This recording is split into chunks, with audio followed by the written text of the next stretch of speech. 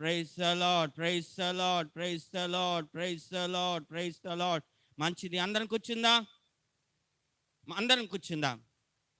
మంచిది. మన ప్రభు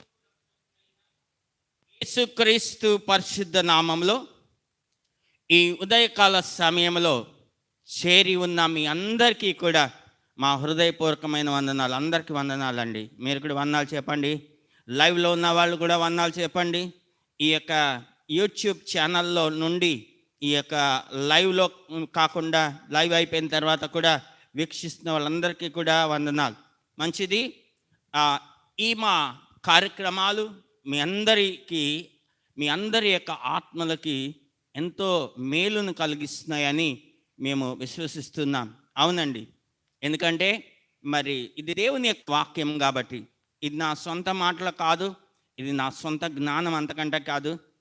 దేవుని యొక్క వాక్యం, దేవుని యొక్క జ్ఞానం మీకు బోధించబడుతున్నప్పుడు నిజంగా మీరు ధన్యులు.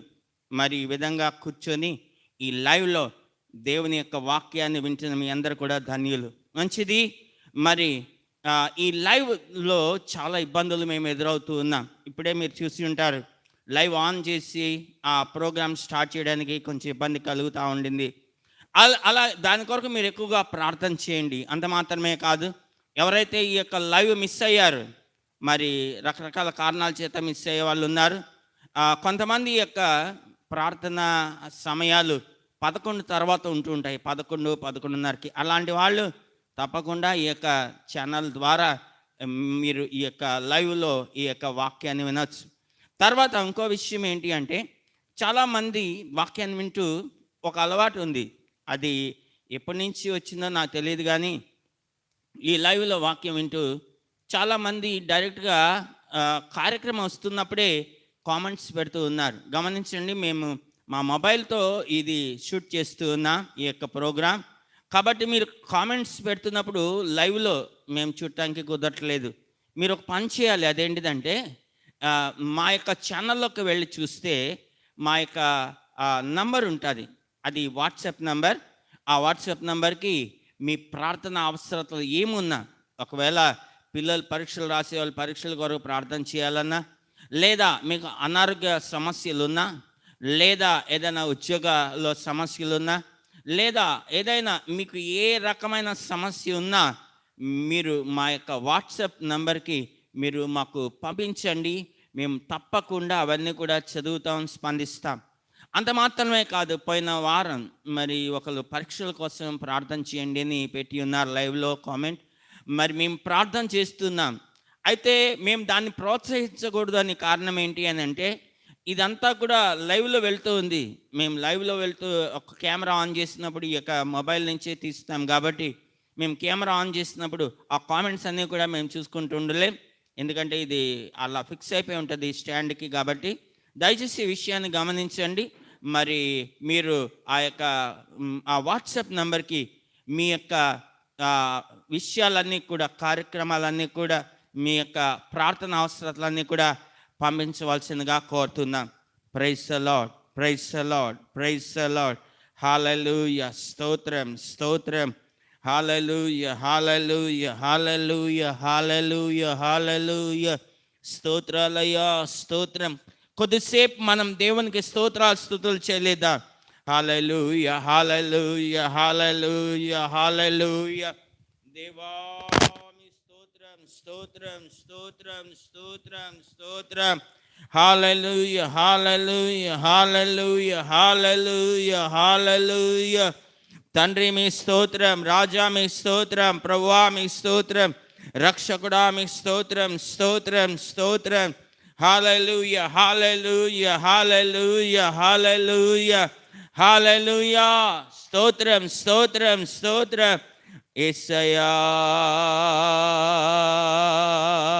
హల్లెలూయా. కొద్దిసేపు మనం దేవుని స్తోత్రాలు చెల్లిద్దాం. కొంచెం ఈ ఆడియో విషయంలో కొంచెం అంతరాయం కలుగుతూ ఉంది. అందరం దేవుని స్తోత్రాలు చెల్లిద్దాం. ఆడియో చాలా ముఖ్యం కాబట్టి, ఈ వీడియో కంటే కూడా ఆడియో ముఖ్యం కాబట్టి అందరం కూడా దేవునికి బిగ్గరగా దేవుని స్తోత్రాలు చెల్లిద్దాం. హల్లెలూయా, హల్లెలూయా, హల్లెలూయా, హల్లెలూయా, హల్లెలూయా. దేవాది దేవా, రాజాది రాజా, ప్రభులో ప్రభువా, మీకే స్తోత్రం, స్తోత్రం, స్తోత్రం.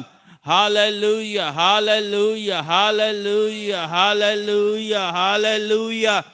తండ్రి మీ స్తోత్రం. హల్లెలూయా.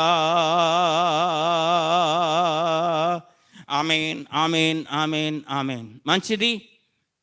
దేవుని యొక్క వాక్యాన్ని మనం విన్నాం. ఇప్పుడు సెట్ అయింది. మన స్తోత్రాలు చెల్లిస్తే చూడండి ప్రభు ఏ విధంగా ఆ యొక్క ప్రాబ్లం సాల్వ్ చేస్తున్నాడు. మంచిది, మనం వాక్యంలోకి వెళ్ళిపోదాం. సమయాన్ని వేస్ట్ చేయొద్దు. ఈరోజు ప్రభు వాళ్ళ ఆరాధన కాబట్టి మనం చాలా సీరియస్గా వాక్యంలోకి వెళ్ళిపోదాం.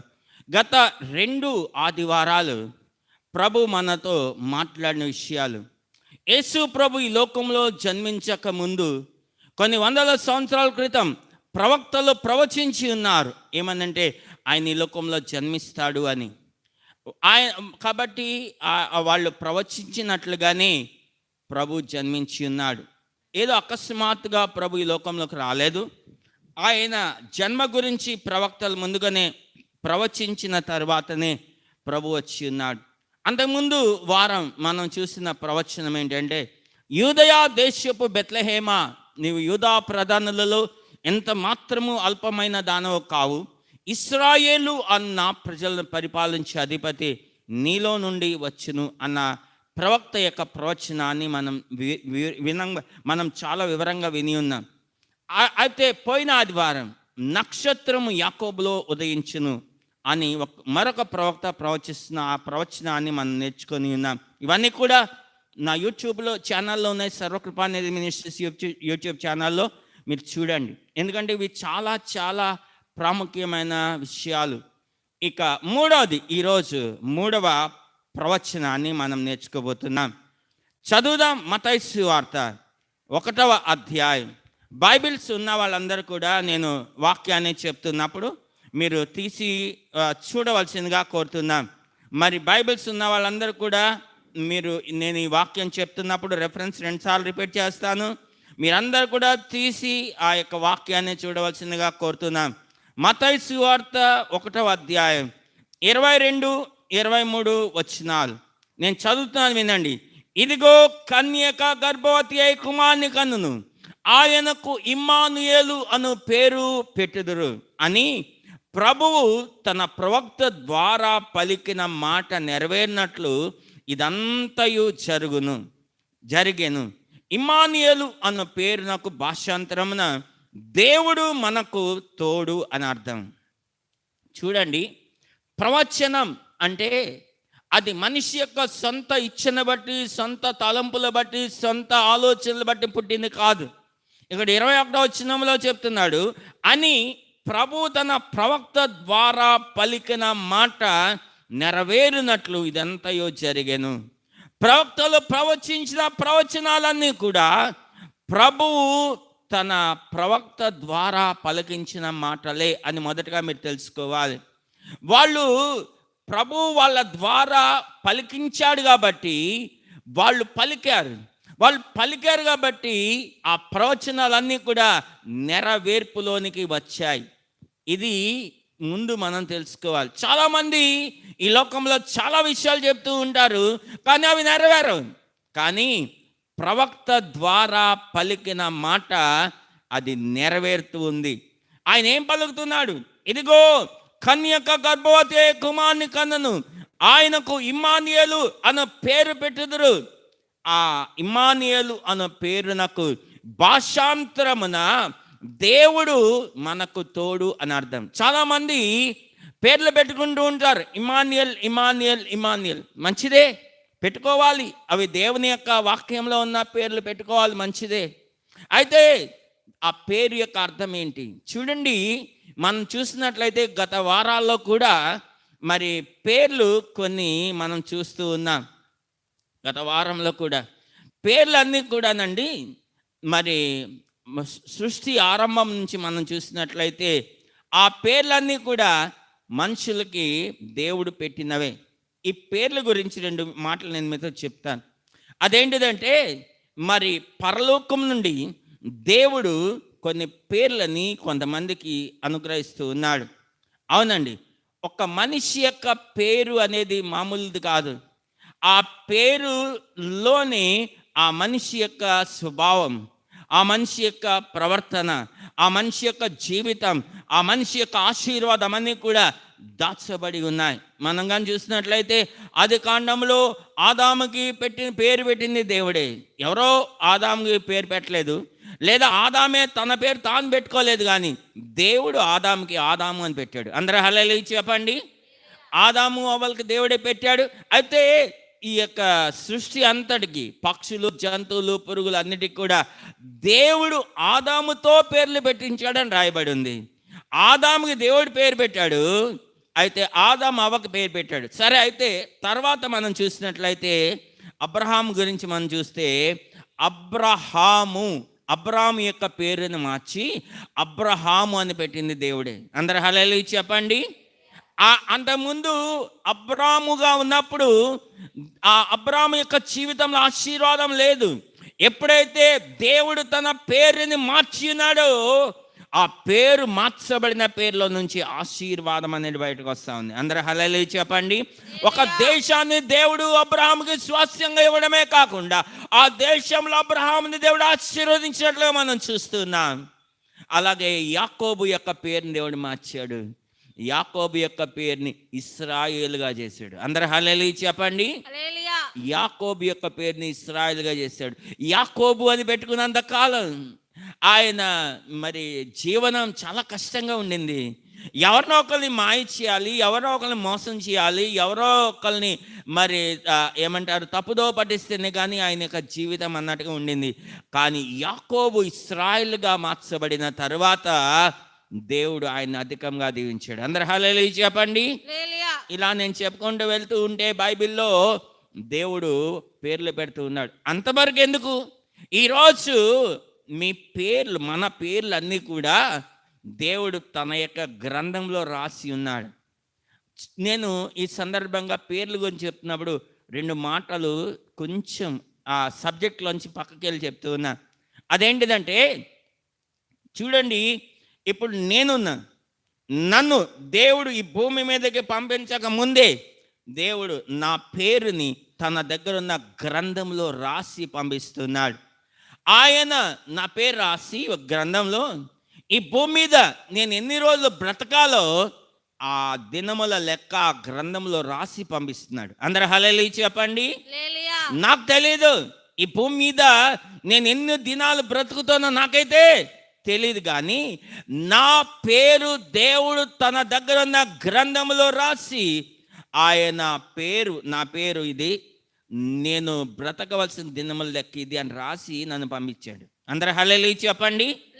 అందుకనే నేను వచ్చిన, నేను అకస్మాత్తుగా చెప్పకుండా పెట్టకుండా రావడం కాదు, దేవుడు తన గ్రంథములు రాసి పంపించి ఉన్నాడు. అలాగే ఈ భూమి మీద ఉన్న ప్రతి ఒక్కరి యొక్క దినముల లెక్క ఆయన దగ్గర ఉన్న గ్రంథములో రాసి పంపించి ఉన్నాడు. అది ఒక గ్రంథం.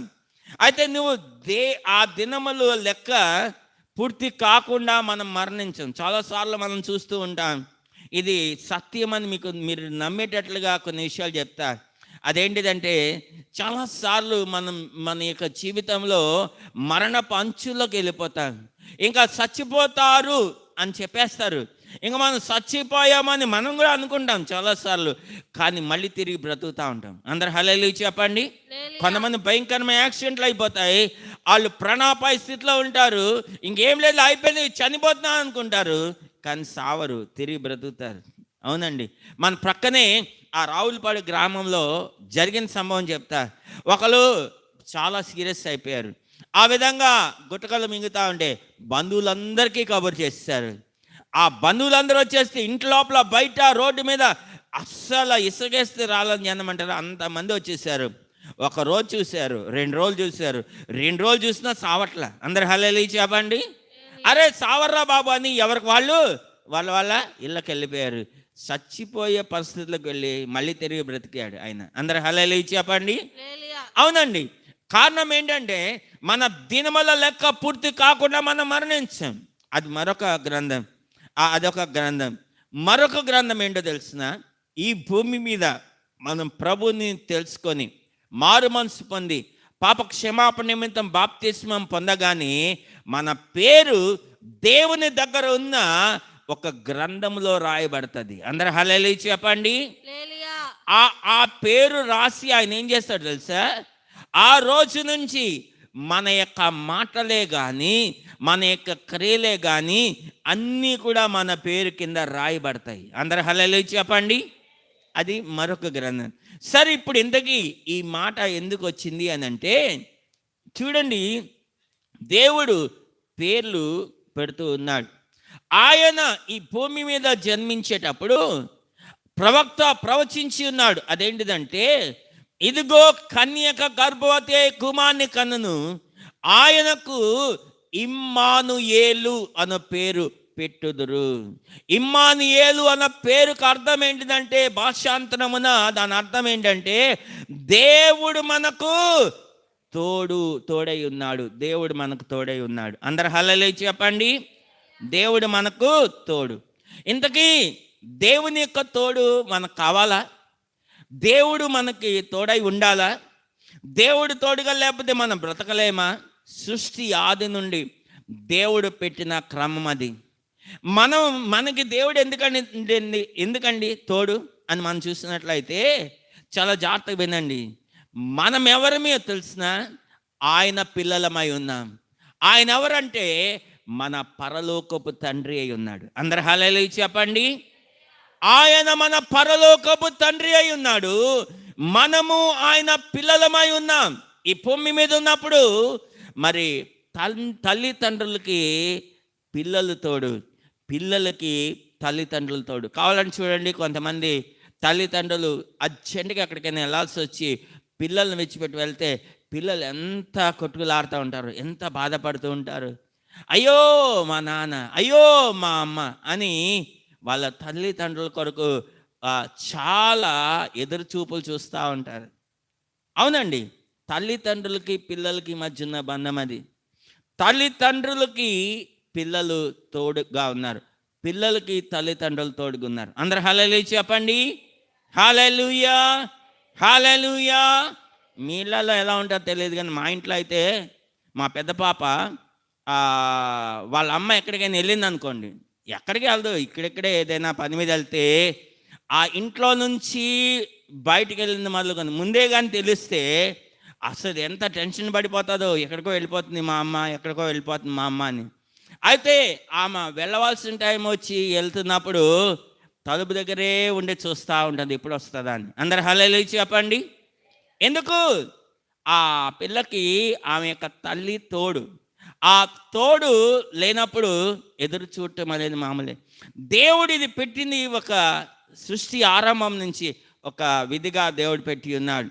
ఆదాము అవ్వల్ని దేవుడు సృజించి ఏదైనా తోటలో ఉంచి దేవుడు ఏం చేస్తూ ఉండేవాడంటే, ప్రతి దినం చల్లపూట, ఆది కాండంలో రాయబడుతుంది, అవన్నీ రెఫరెన్స్ తీసి చదివించడానికి నా టైం లేదు.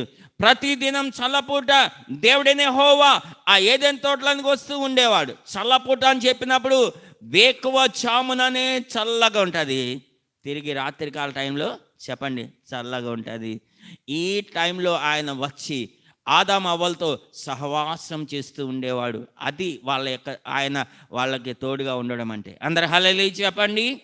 హల్లెలూయా, హల్లెలూయా. ఆ తర్వాత మనిషి దేవునికి దూరం అయిపోయాడు. ఈ ఆదాము అవ్వలు దేవుని యొక్క ఆజ్ఞను అతిక్రమించి ఎప్పుడైతే పాపం చేశారో వాళ్ళని దేవుడు ఏదైనా తోటలోంచి బయటికి పంపించి వేసి ఉన్నాడు. ఇప్పుడు వాళ్ళు తోడు లేకపోయారు. అందరు హల్లెలూయా చెప్పండి. హల్లెలూయా. ఒక పాట కూడా ఉంది కదా, నీ తోడు లేక, నీ నీడ లేక ఇళ్ళలో ఉన్న ఏ ప్రాణి బ్రతుకలేదు. అవునండి, తోడు లేకుండా అయిపోయింది ఆదాము అవ్వలకి. దేవుడు మళ్ళీ తిరిగి ఆ తోడుని ఏ విధంగా సమకూర్చి ఉన్నాడంటే, మోషేతో దేవుడు చెప్తున్నాడు, మోషే ప్రత్యక్షపు గుడారం నీవు ఒకటి కట్టాలి. ఆ ప్రత్యక్షపు గుడారం ద్వారా నేను వారి మధ్య నివసిస్తాను, నేను మీ మధ్య నివసిస్తాను అని చెప్పి ఉన్నాడు. మనం చూస్తాం, ప్రత్యక్ష గుడారం ద్వారా దేవుడు తన ప్రజలతో ఆయన నివసిస్తూ వచ్చాడు. పగలు మేఘ స్తంభంగా ఉన్నాడు, రాత్రులు అగ్ని స్తంభంగా ఉన్నాడు. ఆయన వాళ్ళకి తోడుగా ఉన్నాడు. అందరు హల్లెలూయా చెప్పండి. హల్లెలూయా. ఆయన వాళ్ళకి తోడుగా ఉన్నాడు. నిజంగా దేవుడు వాళ్ళకి తోడుగా ఉంటే వాళ్ళందరికీ ఎంత ధైర్యం అండి, ఎంత సంతోషం అండి. ఆల్రెడీ మోషే ఉన్నాడు, కానీ మోషే వాళ్ళలాంటి ఒక సామాన్యమైన మనోడే. ఆ మోషేని అంత గట్టిగా వాళ్ళు విశ్వసించలేరు. ఎందుకంటే మానవులకి ఒక సామర్థ్యం ఉంటుంది, ఒక లిమిట్ ఉంటుంది. అంతవరకే వాళ్ళు చేయగలరు, వాళ్ళు చూడగలరు. అయితే దేవుడు ఆయన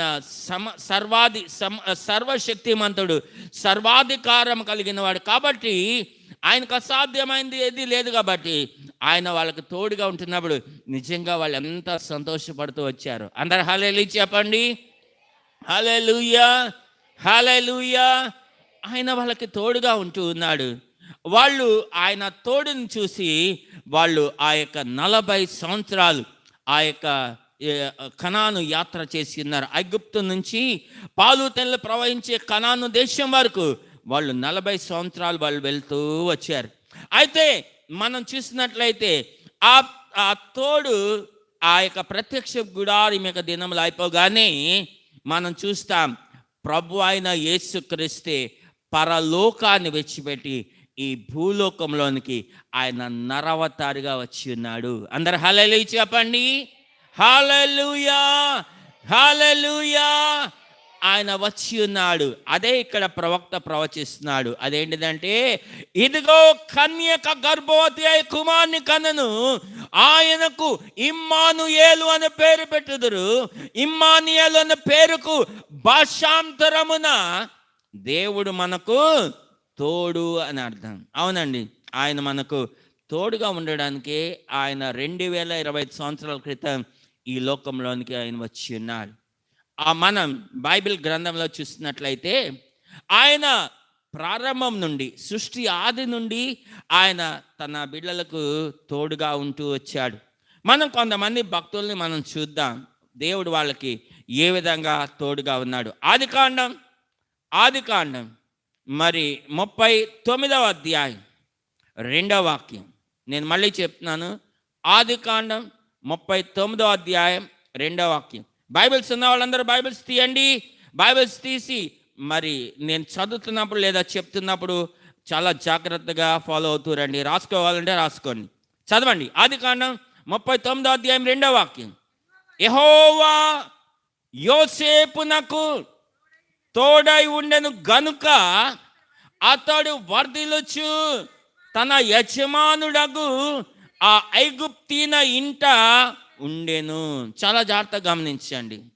యెహోవా యోసేపునకు తోడై ఉండెను గనుక అతడు వర్ధిల్లుచు తన యజమానుడగు ఆ ఐగుప్తీన ఇంట ఉన్నాడు. అందరు హల్లెలూయా చెప్దామా? హల్లెలూయా, హల్లెలూయా, హల్లెలూయా. దేవుడు ఆ యొక్క యోసేపుకు తోడై ఉన్నాడు. దేవుడు మనకు తోడై ఉంటే ఏం జరుగుతుంది? మనం వర్ధిల్లుతామని చెప్పండి. మనం ఏమవుతాం? వర్ధిల్లుతాం. యెహోవా యోసేపుకు తోడై ఉన్నాడు కాబట్టి యోసేపు వర్ధిల్లుతూ వచ్చాడు. ఈ దినమున దేవుడు మనకు తోడై ఉండడానికి ఈ లోకంలోకి వచ్చి ఉన్నాడు. ఆయన మనకు తోడై ఉండాలంటే మనలో కూడా ఉండవలసిన విషయాలు ఏంటో మనం చూద్దాం. దేవుడు యోసేపుకు తోడై ఉన్నాడు. కారణం ఏంటి? ఆదికాండం 37వ అధ్యాయం మీరు చదవద్దు, జస్ట్ రెఫరెన్స్లు చెప్తా, ఎందుకంటే చాలా రెఫరెన్స్లు ఉన్నాయి. అవసరమైన వాటి మాత్రమే నేను చదివిస్తా. ఆదికాండం 37వ అధ్యాయం 23, 24 వచనాలు. అక్కడ మనం చూసినట్లయితే యోసేపు తన సహోదరుల ఎద్దకు వచ్చినప్పుడు వారు అతని అంగీని, అతడు తొడుక్కొని ఉండిన ఆ విచిత్రమైన నిలుటంగిని తీసేశారు. తర్వాత అతన్ని పట్టుకొని ఆ గుంటలో పడేశారు. అది నీళ్ళ లేని గుంట అని రాయబడుతుంది. చూడండి, అతన్ని పట్టుకొని అంగీ తీసేసి అతన్ని గుంటలోకి పడేసినప్పుడు వాళ్ళు చూడండి, యోసేపు ఏమీ కూడా మాట్లాడలేదు. అందరు హల్లెలూయా చెప్పండి. హల్లెలూయా. యోసేపు నోరు తెరవలేదు. ఓ అన్నలారా, నేను మీకు చేసిన అన్యాయం ఏంటి? ఎందుకని మీరు ఇలా చేస్తున్నారు? నా తండ్రి నన్ను ప్రేమించి కుట్టించిన మంచి విచిత్రమైన అంగి ఎందుకు తీసేస్తున్నారు? మరి నన్ను ఆ యొక్క నీళ్ళు లేని గుంటలో ఎందుకు తోస్తున్నారని ఆ యొక్క యోసేపు మాట్లాడలేదు. అందరు హల్లెలూయా చెప్పండి. యోసేపు మాట్లాడలేదండి. ఇక్కడ మనం చూస్తున్నట్లయితే అన్నలకు ఎదురు తిరగలేదు, న్యాయాన్ని మాట్లాడలేదు. యెషయా గ్రంథం 53వ అధ్యాయం 7వ వాక్యం మనం చూసినట్లయితే యేసు ప్రభు కూడా ఆయన నోరు తెరవలేదు. చదువుదాం.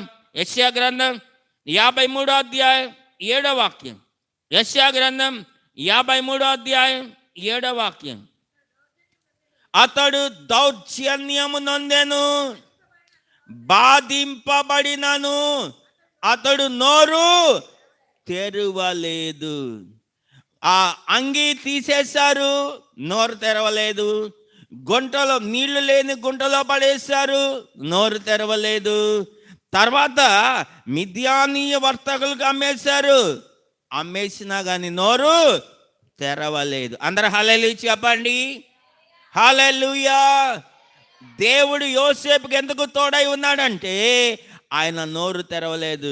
యేసు ప్రభులో ఉన్న లక్షణం మనం చూస్తున్నాం, యోసేపులో ఉంది. యేసు ప్రభులో ఉన్న స్వభావం యోసేపులో ఉంది.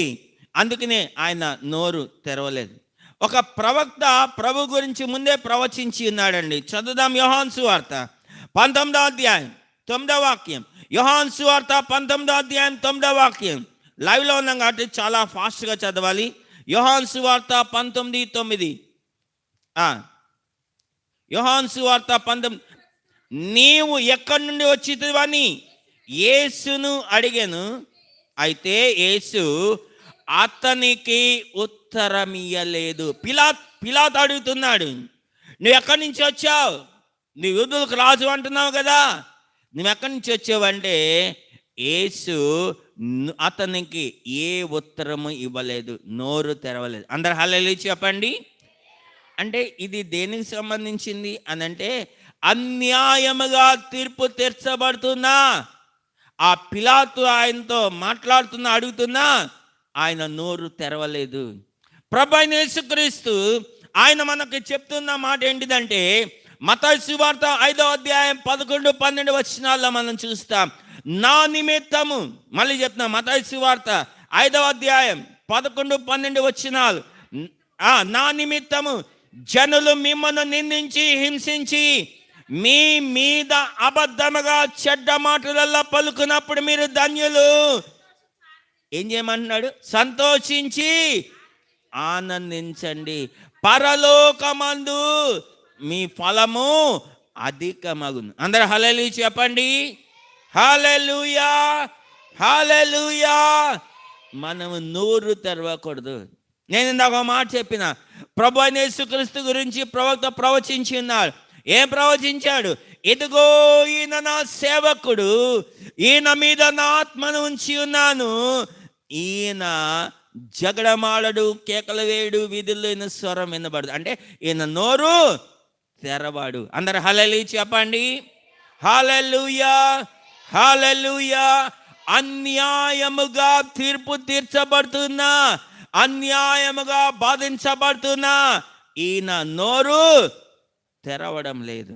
సరే, ఇంకా రెండో విషయం, ఆదికాండం 39వ అధ్యాయం 21వ వాక్యం. యోసేపు గురించిన ఇంకో మాట. ఆదికాండం 39వ అధ్యాయం 21వ వాక్యం. యెహోవా యోసేపునకు తోడై ఉండి అతని యందు కనికరపడి అతని మీద ఆ చెరసాల యొక్క అధిపతికి కటాక్షము కలుగజేసెను. చాలా జాగ్రత్త వినండి. యెహోవా యోసేపునకు తోడై ఉండి అని ఇందాక మనం చూసింది ఎక్కడ అని అంటే 39వ అధ్యాయంలో 2వ వాక్యంలో. ఇక్కడ మనం చూసినట్లయితే 39వ అధ్యాయం 21వ వాక్యంలో యెహోవా యోసేపునకు తోడై ఉండి అతని యందు కనికరపడి అతని మీద చెరసాల యొక్క అధిపతికి కటాక్షము కలుగజేసెను. అందరు హల్లెలూయా చెప్పండి. దేవుడు యోసేపు మీద కనికరపడ్డాడు. కనికరపడినప్పుడు అతని చేతికి ఆ యొక్క ఆ, చెరసాల అధిపతి అతని మీద కటాక్షం కలిగి లేదా అతని మీద జాలి కలిగి ఉంటున్నట్లుగా మనం చూస్తున్నాం. ఆ చెరసాల యొక్క అధిపతికి యోసేపు మీద కటాక్షం కలిగేటట్లుగా చేశాడు. మీకు ఒక మాట చెప్పాలి, అదేంటిదంటే చూడండి, ఆ యొక్క చెరసాల యొక్క అధిపతికి ఖైదీల మీద ఇప్పుడు కూడా కటాక్షం కలగదు, ఏ చెరసాల అధిపతికి కూడా. ఎందుకంటే వాళ్ళు నేరాలు చేసి వచ్చారు కాబట్టి, వాళ్ళు శిక్షలు అనుభవిస్తున్నారు కాబట్టి వాళ్ళ మీద కఠినంగానే ఉంటారు. కానీ ఖైదీలు ఎవరి మీద కటాక్షం కలగలేదు, కానీ అధిపతికి యోసేపు మీద మాత్రమే కటాక్షం కలిగింది. కటాక్షం కలిగి ఏం చేశాడు? 22వ వచనం, చెరసాల అధిపతి ఆ చెరసాలలో ఉన్న ఖైదీలందరినీ యోసేపు చేతికి అప్పగించెను. వారు అక్కడ ఏమి చేసిరో అదంతయు అతడే చేయించువాడు. అందరు హల్లెలూయా చెప్పండి. చెరసాలలో ఉన్న ఖైదీలందరి మీద ఇప్పుడు యోసేపు ఏమై ఉన్నాడంటే అధిపతి అయి ఉన్నాడు. యోసేపు ఏమై ఉన్నాడు? అధిపతి అయి ఉన్నాడు. మనం చూసినట్లయితే అసలు యోసేపుకి చిన్నప్పటి నుంచి వచ్చిన కళలు వేరు. ఆయనకు వచ్చిన కళలు చాలా విచిత్రంగా ఉన్నాయి. సూర్యుడు, చంద్రుడు, నక్షత్రాలన్నీ కూడా వచ్చి ఆయన ముందు సాష్టాంగన పడినట్లుగా ఆయన చూసి ఉన్నాడు. అలాగే ఆ యొక్క చేలలో పనిచేస్తూ ఉన్నప్పుడు యోసేపు ఆ యొక్క పొలం కోస్తూ ఉన్నాడు, ఆ యొక్క వరి ఆ యొక్క పంటని కోస్తూ ఉన్నాడు. కోసి కడితే యోసేపు కట్టిన ఆ యొక్క కట్టకి మిగతా వాళ్ళందరూ, తన తల్లిదండ్రులు, తన అన్నదమ్ములు అందరు కట్టిన కట్టలు వచ్చి అవి సాష్టాంగపడి నమస్కారం చేస్తున్నట్లు చూశాడు. యోసేపుకి వచ్చిన కళ వేరు, అందరూ వచ్చి నమస్కారం చేయాలి. ఇక్కడ చూస్తే చెరసాలలో దేవుడు ప్రారంభించి ఉన్నాడు ఆయన యొక్క కళ. అందరు హల్లెలూయా చెప్పండి. హల్లెలూయా. చెరసాలలో ఉన్న ఖైదీలందరూ యోసేపు ఏం చెప్తే అదే చేయాలి. ఆ పనులన్నీ కూడా యోసేపే వాళ్ళతో చేయించేవాడు. ఇప్పుడు మనం చూసినట్లయితే దేవుడు ఆ విధంగా చెరసాల అధిపతికి యోసేపు మీద కటాక్షం కలిగించి ఆయన్ని ఒక చెరసాలకు ఇన్ఛార్జిగా చేయటం వలన ఇప్పుడు యోసేపు చెరసాల్లో ఉన్నాడే కానీ అతడు ఏమాత్రము కూడా ఒక ఖైదీగా ఫీల్ అవ్వట్లేదు. అందరు హల్లెలూయా చెప్పండి. హల్లెలూయా, హల్లెలూయా. అతనికి కటాక్షం కలిగేటట్టుగా చేశాడు. ఇక్కడ మనం చూసినట్లయితే కారణం ఏంటి అని మనం చూసినట్లయితే పోతీఫర్ ఇంట్లో ఆ యొక్క చెరసాల అధిపతి అప్పగించిన దాని అంతట్లో కూడా యోసేపు నమ్మకస్తుడిగా ఉన్నాడు. చదవండి 23వ వచనం. 23వ వచనం, యెహోవా అతనికి తోడై ఉండెను గనుక ఆ చెరసాల అధిపతి అతని చేతికి అప్పగించిన దేని గుర్చియు విచారణ చేయక ఉండెను. చాలా జాగ్రత్తగా గమనించండి.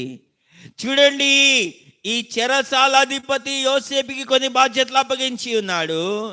ఇక అంతే, యోసేపు చేసుకుంటానే ఉన్నాడు. ఆ చెరసాల అధిపతి వచ్చి ఏమాత్రం చెక్ చేయట్లా. ఇదిగో యోసేపు, ఏం చేస్తున్నావు? నేను చెప్పిన పని చేయించావా? జరిగించావా? ఖైదీలందరిని ఎలా చూస్తున్నావు? అస్సలు పట్టించుకోవట్లేదండి.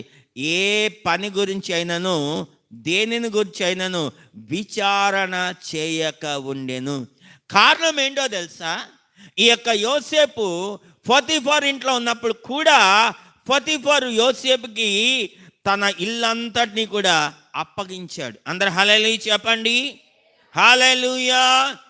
అదే ఈ యొక్క 39వ అధ్యాయంలోనే మనం కానీ చూసినట్లయితే ఆ పోతీఫరు యోసేపుతో చెప్తున్నాడు. అదేంటిదంటే 39వ అధ్యాయం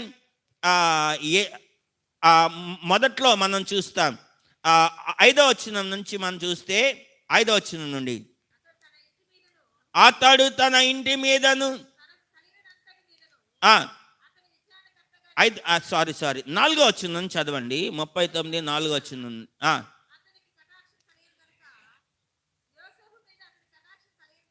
3వ వచనం నుండి, యెహోవా అతనికి తోడై ఉండెననియు అతడు చేసినదంతయు అతని చేతిలో యెహోవా సఫలము చేసిననియు అతని యజమానుడు చూసినప్పుడు యోసేపు మీద అతని కటాక్షం కలిగెను గనుక అతని యొక్క పరిచర్య అతని యొద్ద పరిచర్య చేయవాడాయను. మరియు ఇక్కడ వినాలి, మరియు అతడు తన ఇంటి మీద విచారణకర్తగా అతన్ని నియమించి తనకు కలిగినదంతయు అతని చేతికి అప్పగించెను. ఎవరి చేతికి? యోసేపు చేతికి అని చెప్పండి. ఎవరి చేతికి? ఎవరి యోసేపు? ఒక బానిస, ఒక హెబ్రీడు ఇప్పుడు ఎక్కడున్నాడు? ఈ యొక్క ఐగుప్తులో ఉన్నాడు. పరాయి దేశస్థుడు, ఒక బానిసగా వచ్చిన వ్యక్తి. ఆయనకి ఈ పొతిఫరు తనకి కలిగినదంతయు అప్పగిస్తున్నాడు, తన చేతికి అప్పగిస్తున్నాడు. తన ఇంటి మీద విచారణకర్తగా అతన్ని నియమిస్తున్నాడు. అందరు హల్లెలూయా చెప్పండి. చూడండి, పొతిఫర్ ఇంట్లో ఉన్నప్పుడు పొతిఫర్ గమనించాడు దేవుడు యోసేపుకి ఏ విధంగా తోడై ఉన్నాడు. సరే, అప్పగించాడు. ఆ తర్వాత అతను చెయ్యని నేరానికి అతనికి శిక్ష పడింది, జైల్లోకి వచ్చాడు. జైల్లోకి వచ్చినప్పుడు కూడా దేవుడు ఆయనకు తోడుగా ఉన్నాడు. ఆయనకు తోడుగా ఉన్నప్పుడు అతడు ఈ యొక్క చెరసాల అధిపతికి అతని మీద కటాక్షం కలిగేటట్టు చేశాడు. మీకు ఒక మాట చెప్తాను, ఈ వాక్యం అంతా మన అందరికి తెలిసిందే, చాలాసార్లు చదివాం, చాలాసార్లు ప్రసంగాలు చేసి ఉన్నాం, ప్రసంగాలు విని ఉన్నాం. అయితే ఇక్కడ మనం చూసినట్లయితే ఈ యొక్క పొతిఫరు డబ్బులు ఇచ్చుకున్నాడు ఈ యొక్క యోసేపుని ఒక బానిసగా పెట్టుకున్నానికి. అయితే ఈ పొతిఫరు ఇంట్లో విచారణకర్తగా పెట్టాడు, అతని చేతికంతా అప్పగించి ఉన్నాడు. అయితే యోసేపు చేయలేదు నేరం, అతని మీద ఒక నేరం మోపబడింది పొతిఫరు భార్య ద్వారా. ఆ టైంలో పొతిఫరుకి యోసేపు మీద చాలా కోపం వచ్చింది, చంపేసి అంత కోపం వచ్చేసింది. అయినా అతను ఏం చేశాడు అంటే యోసేపుని చెరసాల్లో వేయించేశాడు.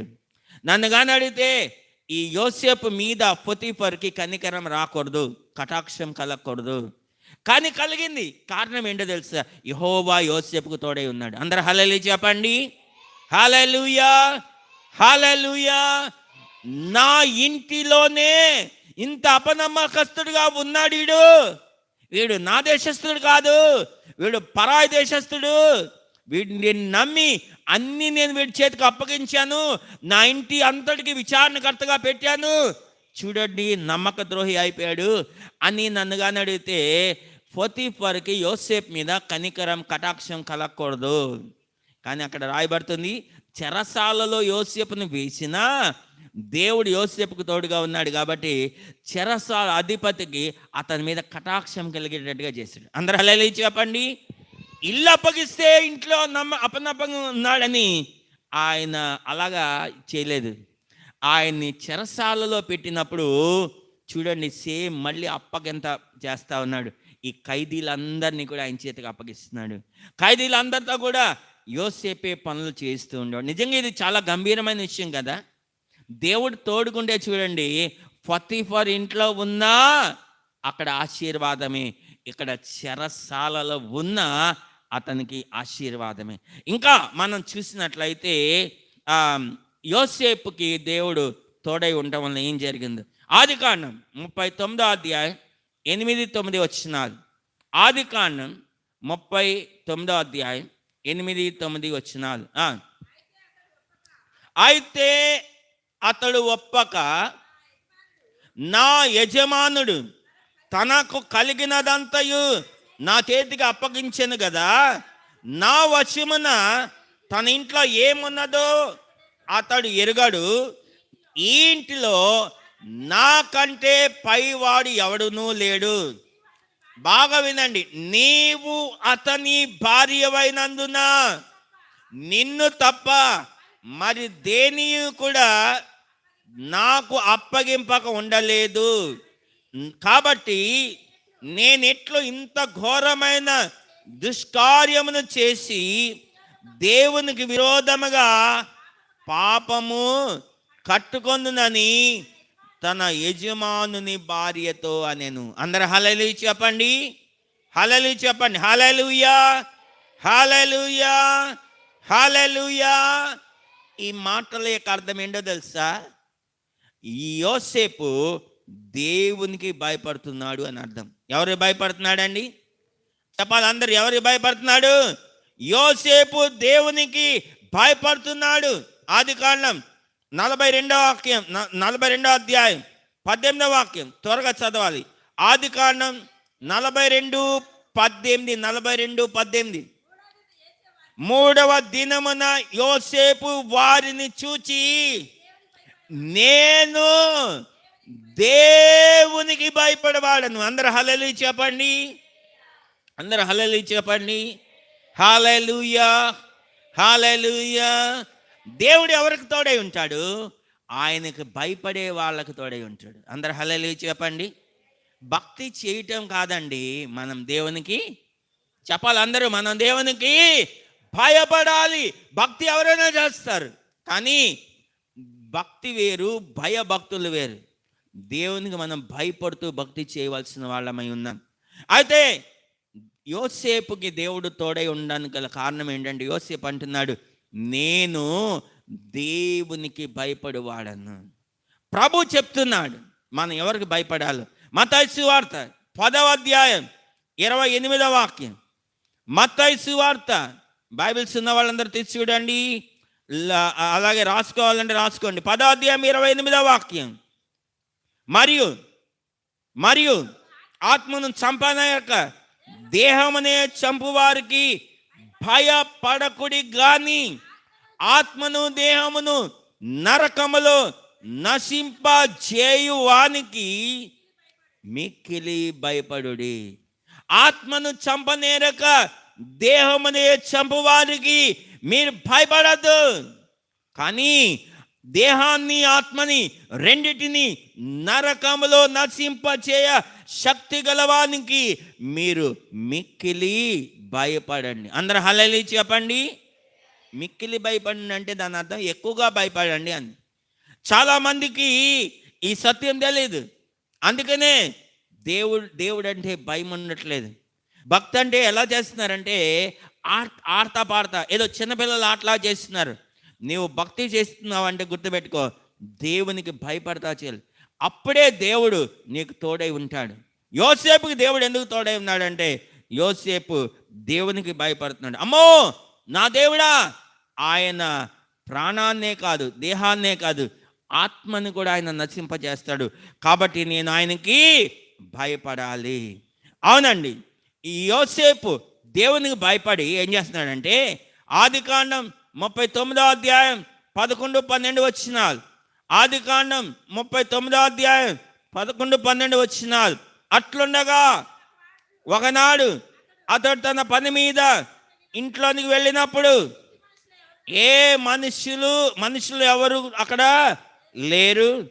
అప్పుడు ఆమె తన వస్త్రంను పట్టుకొని తనతో శ్రేణిమ్మని చెప్పగా అతడు తన వస్త్రమును ఆమె చేతిలో విడిచిపెట్టి తప్పించుకొని బయటికి పారిపోయిన. అందరూ హల్లెలూయా చెప్పండి. అవునండి, అంటే దాని అర్థం ఏంటో తెలుసా? యోసేపు దేవునికి భయపడేవాడు కాబట్టి అతడు చెడుతనాన్ని అసహ్యించుకుంటున్నాడు. అందుకనే జ్ఞాని అయిన సొలొమోను సామెతల గ్రంథం 8వ అధ్యాయం 13వ వాక్యంలో ఇలా రాస్తున్నాడు. సామెతల గ్రంథం 8వ అధ్యాయం 13వ వాక్యంలో ఏం రాస్తున్నాడు తెలుసా? యెహోవా యందు భయభక్తులు కలిగి ఉండుట చెడుతనమును అసహ్యించుకొనుటాయి. అందరూ హల్లెలూయా చెప్పండి. చాలా మంది దేవుని యొక్క బిడ్డలు ఇక్కడ ఉన్నారు, అలాగే ఈ లైవ్లో వాక్యం వింటున్న వాళ్ళలో కూడా ఉన్నారు. భక్తేనండి చెప్పండి. చెడుతనమేనండి. అది దేవుని ఎదుట సరైన భయభక్తులు కాదు. అక్కడ సొలొమోను రాస్తాడు, యెహోవా యందు భయభక్తులు కలిగి ఉండుట = అంటే అర్థం ఏంటంటే చెడుతనమును అసహ్యించుకొనుటయే. నీవు చెడుతనాన్ని అసహ్యించుకుంటున్నావా? భక్తి చేస్తున్నావు మంచిదే, కానీ చెడుతనాన్ని అసహ్యించుకుంటున్నావా? అవునండి. అపోస్తలుడైన పౌలు తిమోతి 2వ పత్రిక 2వ అధ్యాయం 22వ వాక్యం, అన్ని రెండులే. తిమోతి 2వ పత్రిక 2వ అధ్యాయం 22వ వాక్యం.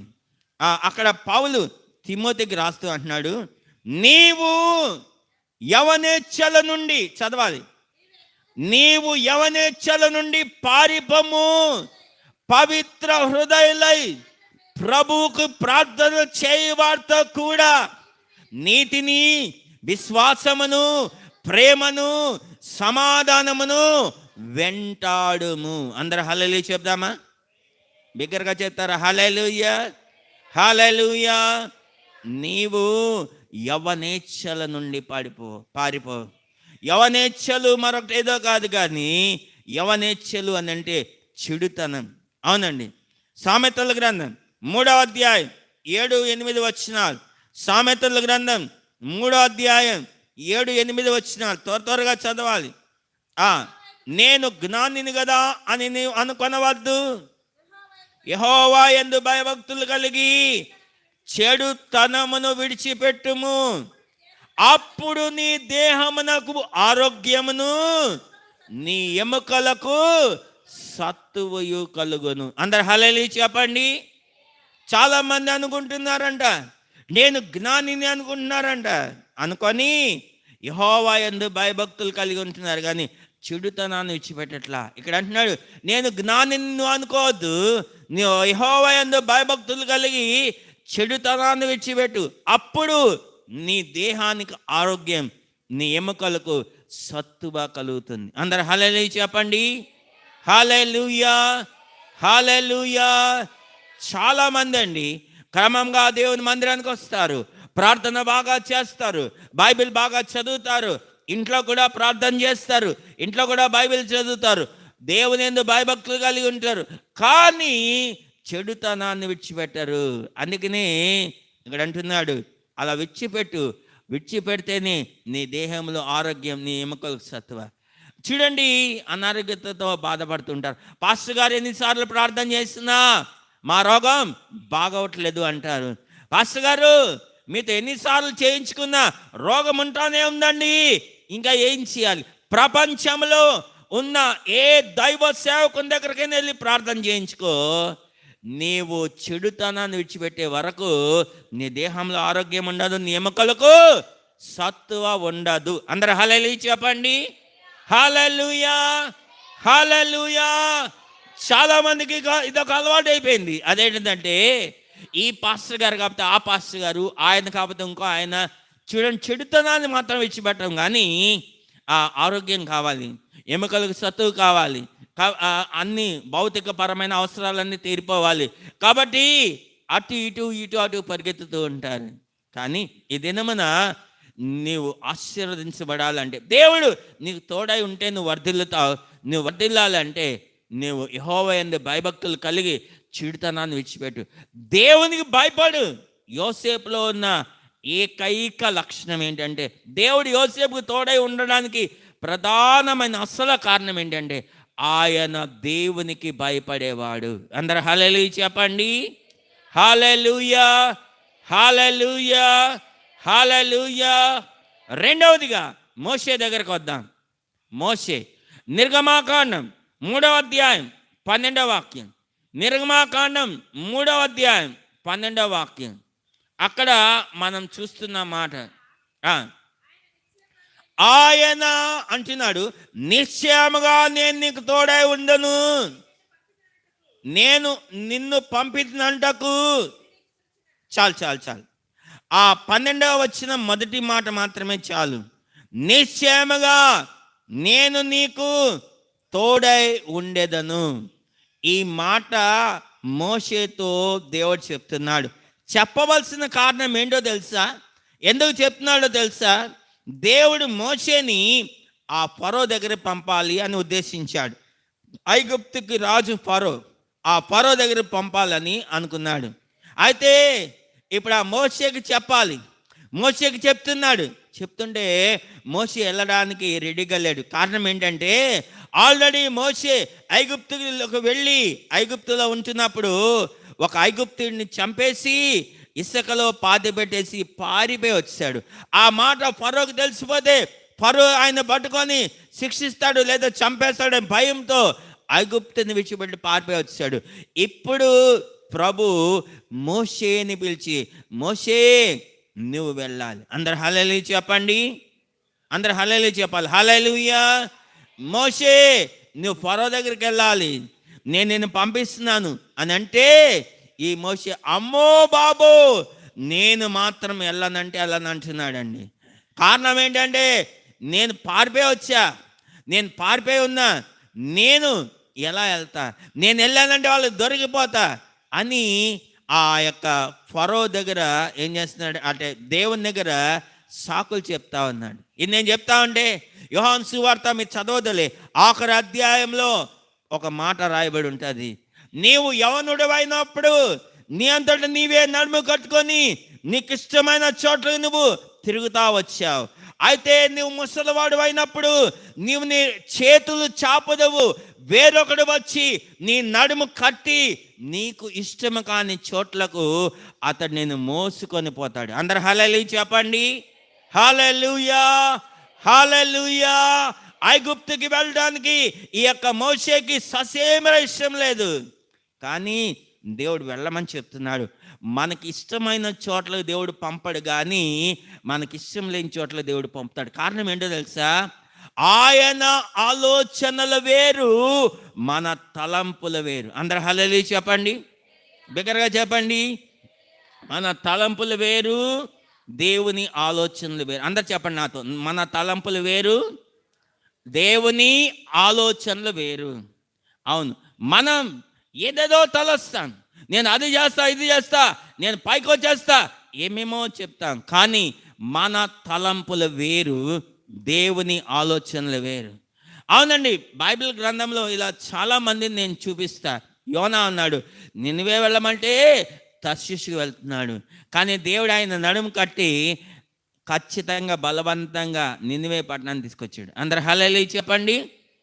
సరే, ఇంకా చెప్పుకుంటే చాలా ఉన్నాయి, కానీ ఇప్పుడు ముందు ఈయన గురించి చూద్దాం. మోషేకి ఏమాత్రం ఇష్టం లేదు, అయితే దేవుడు నువ్వు వెళ్ళాలి అంటాడు. మోషే ఏమో ఆ యొక్క దేవునికి సాకులు చెప్తా ఉన్నాడు, దేవా నేను వెళ్ళలేను ప్రభువా, నువ్వు వెళ్ళే వాళ్ళని, నువ్వు వెళ్ళగలిగిన వాళ్ళని నువ్వు పంపు అంటున్నాడు. చదవండి ఆ మాటలు కూడా. 13 వచ్చిన ఆ యొక్క నిర్గమకాండం 3వ అధ్యాయం 13 వచ్చిన, మోషే చిత్తగించుము, నేను ఇశ్రాయేలు వారి వద్దకు వెళ్ళి, త్వరగా చెప్పండి, చదవండి. ఆ ఆ ఆ ఆ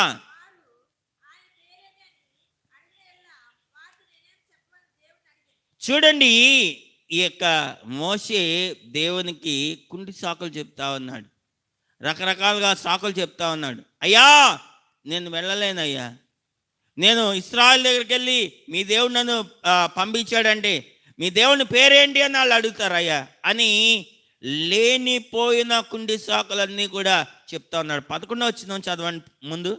అందుకు మోషే ఫరో యొద్దకు వెళ్ళుటకును ఇశ్రాయేలీయులను ఐగుప్తులో నుంచి తోడుకొని పోవుటకును నేను ఎంతటి వాడను. అందరూ హల్లెలూయా చెప్పండి. నేను ఎంతటి వాడనని దేవునితో అనగా, ఆగండి. మోషేకి దేవుడు ఏం చేశాడంటే గొర్రెలను అప్పగించి కొంతకాలం మోషే తన మామయ్యన ఇత్రో యొక్క గొర్రెలను మేపాడు, మంచి ట్రైనింగ్ ఇచ్చాడు. ఇచ్చిన తర్వాత ఇప్పుడు ఇశ్రాయేలీయుల్ని ఐగుప్తులోంచి తీసుకొని వచ్చి వాళ్ళని కనాను దేశం నడిపించే బాధ్యతలు అప్పగిస్తున్నాడు. అందరు హల్లెలూయా చెప్పండి. అవును, మోషే నీ మామయ్యని ఇతర గొర్రెలను మేపేవు కదా, ఆ గొర్రెలతోనే కాదు, అది ఫస్ట్ అన్నమాట. మొదటి 1వ క్లాస్ అనుకోండి. ఇక 2వ క్లాస్ ఏంటిదంటే, నీవు నా ప్రజలను ఇశ్రాయేలుని తీసుకురావాలి. గొర్రెల్ని నువ్వు నడిపించావు, గొర్రెల్ని మేపావు, ఇప్పుడు నా ప్రజలను ఇశ్రాయేలు నడిపించాలి. ఇది నేను చెప్తా ఉంటే చాలా ప్రకటనలన్నీ చాలా ఫ్లాష్గా వస్తూ ఉన్నాయి. ప్రభు కూడా శిష్యులను పిలిచేటప్పుడు, ఇంతకాలం మీరు చేపలు పట్టారు, ఇప్పుడు రండి నేను మిమ్మల్ని మనుషులు పట్టే జాలర్లుగా చేస్తాను అంటున్నాడు. అందరు హల్లెలూయా చెప్పండి. మీ బ్రతుకు చేపలు పట్టడమే అనుకున్నారేమో, ఆ చేపలు పట్టే ఆ జీవితంలో నుండి నేను మిమ్మల్ని ఒక మెట్టు పైకెక్కిస్తా. అదేంటిదంటే మనుషులను పట్టే జాలర్లుగా చేస్తా. ఇక్కడ మోషే కూడా నా బ్రతుకు ఇంతేనేమో అనుకున్నాడు, నా మామయ్యన ఎత్తులో యొక్క గొర్రెలు మేపుకుండానే ఉంటామే అనుకున్నాడు. దేవుడు అంటున్నాడు దర్శించి, రా, నిన్ను ఫరో దగ్గర పంపిస్తా, ఇశ్రాయేలును అక్కడి నుంచి తీసుకొని రావాలి. చూడండి ఎంత గొప్ప గొప్ప విషయాలు మీరు వింటున్నారు. నిజంగా నేను ఎప్పుడు కూడా ఇలాంటి విషయాలు వినలే. వాక్యం చెప్తున్నప్పుడు ఆ వాక్యంలో ఉన్న ప్రకటనలను ప్రభు ఇస్తున్నాడు. మరి జ్ఞానము కలిగిన వాళ్ళు రాసుకోండి. అంత మాత్రమే కాదు, ఈ యొక్క ఫరోతో ఈ యొక్క దేవునితో అంటున్నాడు, దేవా, నేను ఫరో దగ్గరికి వెళ్ళడానికి, ఇశ్రాయేలుని అక్కడి నుంచి కనాన్ దేశం నడిపించడానికి నేను ఎంతటి వాడని అంటున్నాడు. అవునండి, నిజంగా రెండు అర్థాలు ఉన్నాయి. ఒకటి, మనం చూసినట్లయితే నిజంగానే మోషే యొక్క స్థితి అలాంటిది కాదు, మోషే యొక్క ఆ యొక్క పరిస్థితి అలాంటిది కాదు. అయినా దేవుడు ఆయనకు అప్పగిస్తున్నాడు ఆ యొక్క బాధ్యత. అవునండి, దేవుని యొక్క ఏర్పాటు ఎలా ఉంటుందో తెలుసా? ఆయన బలవంతులను సిగ్గుపరచడానికి లోకంలో ఉన్న బలహీనులను ఆయన ఏర్పాటు చేసుకుంటాడు. జ్ఞానము కలిగిన వాళ్ళ యొక్క జ్ఞానం వ్యర్థం చేయడానికి లోకంలో ఉన్న వెర్రి వారిని ఆయన ఏర్పాటు చేసుకుంటున్నాడు. ఎన్నికైన వారిని వ్యర్థం చేయడానికి లోకంలో ఎన్నికలైన వాళ్ళని, లోకంలో తృణీకరించబడిన వాళ్ళని ఆయన ఏర్పాటు చేసుకుంటున్నాడు. అందరూ హల్లెలూయా చెప్పండి. హల్లెలూయా. ఈ మోషే దేవునితో అంటున్నాడు, నేను ఎంతటి వాడనయ్యా. నేను ఈ పాటలు ఉన్నాయి, పాడితే టైమే అయిపోద్ది, ఇప్పటికే అయిపోతా ఉంది, చాలా ఫాస్ట్గా వెళ్ళాలి. ఎంతటి వాడను నేను యేసయ్యా, కొంతైనా యోగ్యుడను కానయ్యా అని ఒక భక్తుడు పాట రాశాడు. అవునండి, మోషే దేవునితో అట్లా చెప్తున్నాడు. అయినా దేవుడు అంటున్నాడు, నువ్వు వెళ్ళాల్సిందే. మోషే రెండవ అర్థం ఏంటిదంటే, తను తాను తగ్గించుకుంటే ఒకటి ఆ దేవునితో అంటున్నాడు. రెండవ అర్థం ఏంటంటే, మోషేకి అసలు ఇష్టంలే, తప్పించుకోవడం కోసం కూడా ఆ మాట అంటున్నాడు. నేను ఎంతటి వాడినయ్యా, ఫరో దగ్గరికి వెళ్ళటానికి నేను ఎంతటి వాడిని, ఇశ్రాయేలు నడిపించడానికి నేను ఎంతటి వాడిని అని రెండో అర్థం ఏంటంటే తప్పించుకున్నాను కూడా అంటున్నాడు. అయినా లేదు, నువ్వు వెళ్ళాల్సిందే. మోషే దేవునితో అంటున్నాడు, అయ్యా, నేను నోటి మాంద్యం కలిగిన వాడిని, నాలుక మాంద్యం కలిగిన వాడిని, నాకు మాట్లాడటం రాదు, నేను నత్తివాడిని అంటే 4వ అధ్యాయం 12వ వాక్యం, నిర్గమాకాండం 4వ అధ్యాయం 12వ వాక్యం. అక్కడ దేవుడు మోషేకి చెప్తున్న సమాధానం, కాబట్టి వెళ్ళము, నేను నీ నోటికి తోడై ఉండి నీవు ఏమి పలుకవలసినది నీకు బోధించెదను.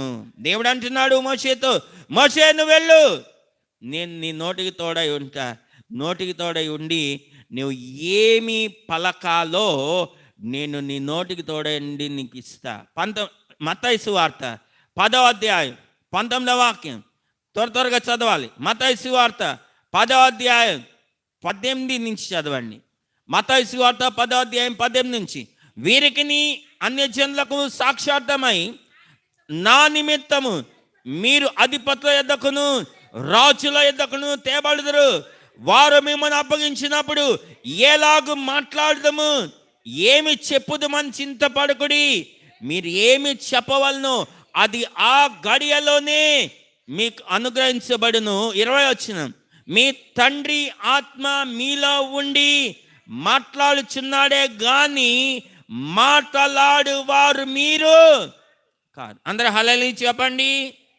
దేవుడు అంటున్నాడు మోషేతో, మోషే నేను నీకు తోడై ఉంటాను మోషే, నీ నోటికి తోడై ఉంటాను మోషే, నువ్వు ఏం మాట్లాడాలో అది నేను నీకు నోటికి అందిస్తా. అవునండి, నిజమే. ఆ రోజుల్లో రాజుల ఇంటికి వెళ్ళి ఊరికే నిలబడితే రాజు తిక్కరేగిపోద్ది, తలకాయ తీసేయండి రా అంటే వాడిని చంపి పడేస్తారు. అయితే అలాంటి కఠినమైన రోజులు అనమాట. అందుకనే కూడా ఆ అర్థంతో కూడా మోషే అంటున్నాడు, నేను ఎలా వెళ్ళాలయ్యా, నేను నోటి మాంద్యం కలిగిన వాడిని, నాలుక మాంద్యం కలిగిన అంటున్నప్పుడు దేవుడు నీ నోటికి తోడే అంటున్నాడు. అవునండి, దేవుడు మనకు తోడుగా ఉంటాడు. అందరు హల్లెలూయా చెప్పండి. హల్లెలూయా.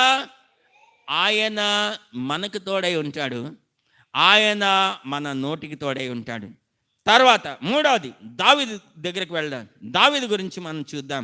సాముయేలు మొదటి గ్రంథం 18వ అధ్యాయం 12వ వాక్యం. సాముయేలు మొదటి గ్రంథం 18వ అధ్యాయం 12వ వాక్యం. త్వరగా చదవాలి. సాముయేలు మొదటి గ్రంథం 18వ అధ్యాయం 11వ వాక్యం, 12వ వాక్యం. యెహోవా తనను విడిచి దావీదు నాకు తోడై ఉండుట చూచి సౌలు దావీదునకు భయపడెను. చూడండి, ఇద్దరు కనిపిస్తున్నారు. ఒకళ్ళు సౌలు, మరి ఒకళ్ళు దావీదు. దేవుడు సౌలును విడిచిపెట్టి దావీదుకు తోడై ఉండుట సౌలు చూసినప్పుడు దావీదుకి సౌలు భయపడుతున్నాడు. అందరు హల్లెలూయా చెప్పండి. అవునండి, దేవుడు నీకు తోడై ఉంటే, దేవుడు నీకు తోడై ఉంటే చాలు, దేవుడు ప్రజలందరినీ కూడా నీకు భయపడే వాళ్ళుగా చేస్తాడు. అందరు హల్లెలూయా చెప్పండి. మొదటిగా యోసేపు విషయంలో దేవుడు యోసేపు తోడై ఉండటం వలన యోసేపు వర్ధిల్లాడు. అతడు చేసినదంతా కూడా దేవుడు అతని చేతిలో సఫలపరిచాడు. రెండవదిగా మోషే విషయంలో దేవుడు అంటున్నాడు, నేను నీకు తోడై ఉంటా. దేవుడు మోషేకి తోడై ఉండటం వలన మోషే ఫరో దగ్గరికి వెళ్ళాడు, జయకరంగా మాట్లాడాడు, ఒప్పించాడు, ఇశ్రాయేల్ అందరినీ కూడా ఐగుప్తులోంచి బయటికి తీసుకురాగలిగాడు. ఇక్కడ మూడవదిగా దేవుడు దావీదుకు తోడై ఉండడం చూసి సౌలు భయపడుతూ ఉన్నాడు. అందరు హల్లెలూయా చెప్పండి. దావీదుని చూసి భయపడుతున్నాడు. రాజేమో సౌలు, దావీదేమో జస్ట్ ఒక గొర్రెల కాపరి మాత్రమే. ఇప్పుడు ఎవరెవరికి భయపడాలి? రాజుకి ఒక సామాన్యమైన వాడు భయపడాలి, కానీ ఇప్పుడు రాజే సామాన్యమైన వాడికి భయపడుతున్నాడు. అందరు హల్లెలూయా చెప్పండి. సౌలు రాజుగా ఉన్నాడు, దావీదు గొర్రెల కాపరిగా ఉన్నాడు, కానీ సౌలు దావీదుని చూసి గడగడలాడుతున్నాడు, భయపడుతున్నాడు. కారణం ఏంటంటే దేవుడు దావీదుకి తోడై ఉన్నాడు కాబట్టి. అందరు హల్లెలూయా చెప్పండి. ఇంతకీ దావీదుకి దేవుడు తోడుగా ఉండాలి గల కారణం ఏంటి? అసలు నేను మీకు చాలాసార్లు చెప్పి ఉన్నాను, దావీదు చాలా పిరికివాడు. తన తండ్రి గొర్రెలను అప్పగిస్తే ఆ గొర్రెల్ని మేపేటప్పుడు చాలాసార్లు ఈ యొక్క పులి వచ్చేసేది అడవిలో నుంచి, ఒక గొర్రెని తీసుకొని వెళ్ళిపోతూ ఉండేది. పులి రావడం చూసి మనోడు గొర్రెల నుంచి పెట్టి చెట్టెక్కేసేవాడు. అందరు హల్లెలూయా చెప్పండి. ఇంకోసారి ఎలుగుబంటి అడవిలో నుంచి వచ్చి ఒక గొర్రెని తీసుకుని వెళ్ళబోతున్నప్పుడు అడవిలో నుంచి రావడం చూసి తన ప్రాణాన్ని కాపాడుకోవడానికి చెట్టెక్కేసేవాడు. అంత పిరికివాడు ఈ దావీదు. కానీ ఏం జరిగిందో తెలుసా? దావీదు ఇంటికి ఒక దినమున సాముయేల్ ప్రవక్త వచ్చి అభిషేక తైలం తీసుకొని వచ్చి దేవుడు ఆయన పంపిస్తే వచ్చాడు, దావీదు యొక్క తల మీద పోసాడు. అందరు హల్లెలూయా చెప్పండి. అభిషేక తైలం ఎప్పుడైతే దావీదు తల మీద పోయబడిందో ఆ అభిషేక తైలంలో నుంచి ఆయనలోనికి ప్రజ్వరిల్లిన, తెలుగులో ఇంగ్లీష్లో యాక్టివేట్ అయిన పరిశుద్ధాత్ముడు ఆయనకి ఏం చేశాడంటే ధైర్యాన్ని కలుగు చేశాడు. అందరు హల్లెలూయా చెప్పండి. ఆ పరిశుద్ధాత్ముడు ఆ దినం మొదలుకొని దావీదులో ఉండడం ప్రారంభించాడు. అందుకనే సైన్యానికి వెళ్ళాడు. అక్కడ అన్నలు ఉన్నారు, గొలియాతు వచ్చి సవాల్ చేస్తున్నాడు. సవాల్ చేస్తుంటే ధైర్యంగా ఆ సవాల్ని ఎదుర్కొని ఒకే ఒక్క రాయి ఒడిసెలతో అంత ఆజానుభావుడైన దావీదుని కొట్టి పడేశాడు. అందరు హల్లెలూయా చెప్పండి. అవును, అంత ధైర్యం వచ్చింది దావీదుకి. ఎలా? కారణం ఏంటంటే అభిషేక తైలం. అందరు హల్లెలూయా చెప్పండి. అవునండి, సౌలు రాజుగా ఉన్నాడు, కానీ గొలియాతుని మీదకి వెళ్ళలేకపోయాడు యుద్ధం చేయడానికి. సైన్యం అంతా ఉన్నారు, కానీ ఎవరికి కూడా ధైర్యం లేదు. దావీదు ధైర్యంగా వెళ్ళగలుగుతున్నాడు. కారణం ఏంటంటే దేవుని యొక్క అభిషేకాన్ని పొందుకున్నాడు, పరిశుద్ధాత్మని పొందుకున్నాడు. అందరు హల్లెలూయా చెప్పండి. హల్లెలూయా. రెండో కారణం ఏంటో తెలుసా? దావీదుకి దేవుడు తోడే ఉంటారు. రెండో కారణం అపోస్తుల కార్యములు 13వ అధ్యాయం 22వ వాక్యం. అపోస్తుల కార్యములు 13వ అధ్యాయం 22వ వాక్యం. త్వరగా చదవాలి. తర్వాత అతనిని తొలగించి దావీదును వారికి రాజుగా ఏర్పరచెను. వినండి. మరియు ఆయన, నేను యెష్షయి కుమారుడైన దావీదును కనుగొంటిని, అతడు నా ఇష్టానుసారమైన మనుష్యుడు, అతడు నా ఉద్దేశ్యములన్నీ నెరవేర్చునని చెప్పి అతని గూర్చి సాక్ష్యం ఇచ్చాను. అందరు హల్లెలూయా చెప్పండి. హల్లెలూయా. దేవుడు దావీదుకి తోడై ఉండడానికి మొదటి కారణం ఏంటంటే దావీదు పొందిన అభిషేకం. ఏంటిదంటే చెప్పండి, దావీదు పొందిన అభిషేకం. రెండవది ఇక్కడ చెప్తున్నాడు, అతడు నా ఇష్టానుసారుడైన మనుషుడు, అతడు నా ఉద్దేశములన్నీ కూడా నెరవేరుస్తాడు. ఎవరైతే దేవుని దృష్టికి ఇష్టానుసారులుగా ఉంటారో దేవుడు వాళ్ళకి తోడై ఉంటాడు. ఎవరైతే దేవుని యొక్క ఉద్దేశాలన్నీ నెరవేరుస్తారో దేవుడు వాళ్ళకి తోడై ఉంటాడు. ఈ దినమున నీవు దేవునికి ఇష్టానుసారమైన వ్యక్తిగా ఉంటున్నావా? అవునండి. మన ప్రభు అయిన యేసుక్రీస్తు పరలోకం నుంచి ఈ లోకంలోకి వచ్చిన తర్వాత ఆయన బాప్తిస్మం పొంది ఒడ్డుకు వస్తున్నప్పుడు ఆకాశం తెరవబడింది. పరిశుద్ధాత్మ పావురాకారంలో వచ్చి ఆయన మీద వ్రాలుతుంది. పరలోకంలో నుండి ఒక స్వరం ఏమని, ఇదిగో ఈయన నా ప్రియమైన కుమారుడు, ఈయన యందు నేను ఆనందిస్తున్నాను. అందరు హల్లెలూయా చెప్పండి. దేవుని వాక్యానికి లోబడినప్పుడు, ఆయన వాక్యాన్ని మనం నెరవేర్చినప్పుడు, మనం మారు మనసు మంది బాప్తిస్మం పొందినప్పుడు మనం దేవునికి ఇష్టానుసారులుగా ఉంటాం. అందరు హల్లెలూయా చెప్పండి. రెండవదిగా దావీదు చేసింది ఏంటంటే ఆ వచనంలో, నా ఉద్దేశములన్నీ నెరవేర్చును. అవును, చూడండి, మారు మనసు మంది బాప్తిస్మం పొందడమే కాదు, దేవుని ఉద్దేశాలన్నీ కూడా మనం నెరవేర్చవలసిన వాళ్ళమై ఉన్నాం. దేవా, నీ ఉద్దేశాలు నీవి, నా యొక్క ఇష్టం నాది అని మనం ఉండద్దు. అందరు హల్లెలూయా చెప్పండి. మనం దేవుని యొక్క ఉద్దేశాలు నెరవేర్చవలసిన వాళ్ళమై ఉన్నాం. కాబట్టి రెండో కారణం అది. ఇక మూడవది మనం చూసినట్లయితే, దావీదు సమస్త విషయములలో సుబుద్ధి కలిగి ప్రవర్తించినందున దేవుడు అతనికి తోడై ఉన్నాడు. ఇది ఎక్కడ ఇందాక చదివిన సాముయేలు మొదటి గ్రంథం, త్వరగా సాముయేలు మొదటి గ్రంథం 18వ అధ్యాయం. ఇందాక చదివారు కదా, 12వ వచనం చదివారు ఇందాక. ఇప్పుడు 14వ వచనానికి రండి. 14. మరియు దావీదు సమస్త విషయములలో సుబుద్ధి కలిగి ప్రవర్తింపగా యెహోవా అతనికి తోడుగా ఉండెను. అందరు హల్లెలూయా చెప్పండి. దావీదుకు దేవుడు తోడుగా ఉండాలి కదా. మూడో కారణం, ఎందుకు తోడై ఉన్నాడో మూడో కారణం, సమస్త విషయములలో సుబుద్ధి కలిగి ప్రవర్తించాడు. ఎక్కడి నుంచి వచ్చింది దావీదుకి సుబుద్ధి? ఈ దినమున మనకెలా వస్తుంది ఈ సుబుద్ధి? అవును, దేవుని వాక్యంలో ప్రభు చెప్తున్నాడు, బుద్ధి జ్ఞానము సర్వ సంపదలు ఆయన యందే గుప్తములై ఉన్నాయి. అందరూ హల్లెలూయా చెప్పండి. నీకు బుద్ధి కావాలా? ఆయన అడుగు. నీకు జ్ఞానం కావాలా? ఆయన అడుగు. నీకు సర్వ సంపదలు కావాలా? ఆయన అడుగు. బుద్ధి ఇచ్చేది ఆయన్ని. అందుకనే సొలొమోన్ దేవుణ్ణి వెండి బంగారాలు అడగల, భాగభోగ్యాలు అడగల, సంపదలు అడగల. ఒకటే ఒకటి అడుగుతున్నాడు, మంచి చెడ్డలను వివేచించి పరిపాలించే జ్ఞానాన్ని తెచ్చి, బుద్ధి తెచ్చి. నీకు బుద్ధి లేదనుకో ఎలా ఉంటుందో తెలుసా? బుద్ధి లేని వాడు కట్టిన ఇల్లులాగా అయిపోద్ది. అందరు హల్లెలూయా చెప్పండి. బుద్ధి అనేది ప్రతి ఒక్కరికి కావాలి. బుద్ధి లేకపోతే ప్రభుని అడగాలి. ప్రభుని అడగకుండా ఉంటే నీ జీవితం ఎలా ఉంటుందంటే బుద్ధి లేని వాడు కట్టిన ఇల్లులాగా అయిపోద్ది. మనకు తెలుసు, నాకు టైం లేదు, నేను చెప్పను. అది ఇక మూడో విషయం, అది దావీదుకి దేవుడు తోడుగున్నాడు. ఇక నాలుగో విషయానికి వద్దాం, గిద్యోను. ఆ గిద్యోను విషయం మనం చూస్తే న్యాయాధిపతుల గ్రంథం 6వ అధ్యాయం 12వ వాక్యం. న్యాయాధిపతుల గ్రంథం 6వ అధ్యాయం 12వ వాక్యం. యెహోవా దూత అతనికి కనబడి, పరాక్రమము గల బలాఢ్యుడా, యెహోవా నీకు తోడై ఉన్నాడని అతనితో అనగా. అందరు హల్లెలూయా చెప్పండి. హల్లెలూయా.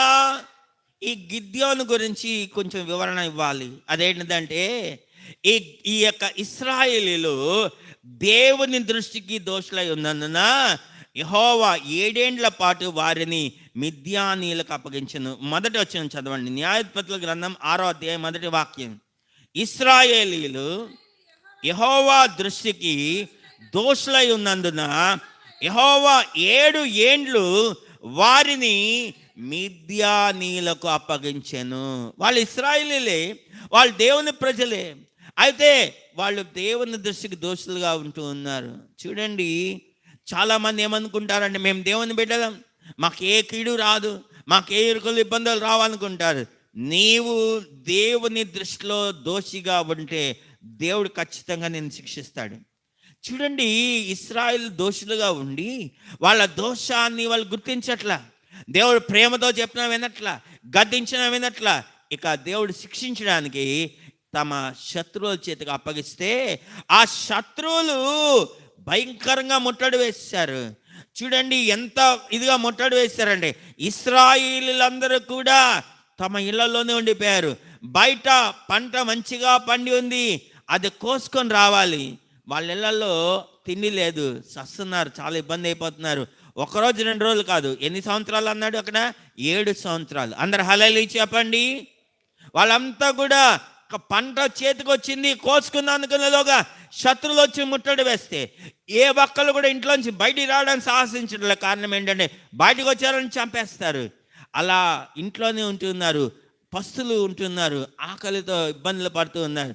అయితే గిద్యోను అనే అతను ఏం చేస్తున్నాడంటే చాటున దాక్కొని వెళ్ళి, ఏమైతే అయింది, ఆకలి చచ్చిపోతున్నానని ఆకలికి ఆగలేకపోతుందని చెప్పి జాగ్రత్తగా దాక్కుండా వెళ్ళి పొలంకి వెళ్ళి కొంత పంట తీసుకొని ఒక గానుగుంటే ఆ గానుగ చాటున దాక్కొని ఆయన ఆ గోధుమలు గింజలు దొల్లగొట్టుకుంటూ ఉన్నాడు. అందరు హల్లెలూయా చెప్పండి.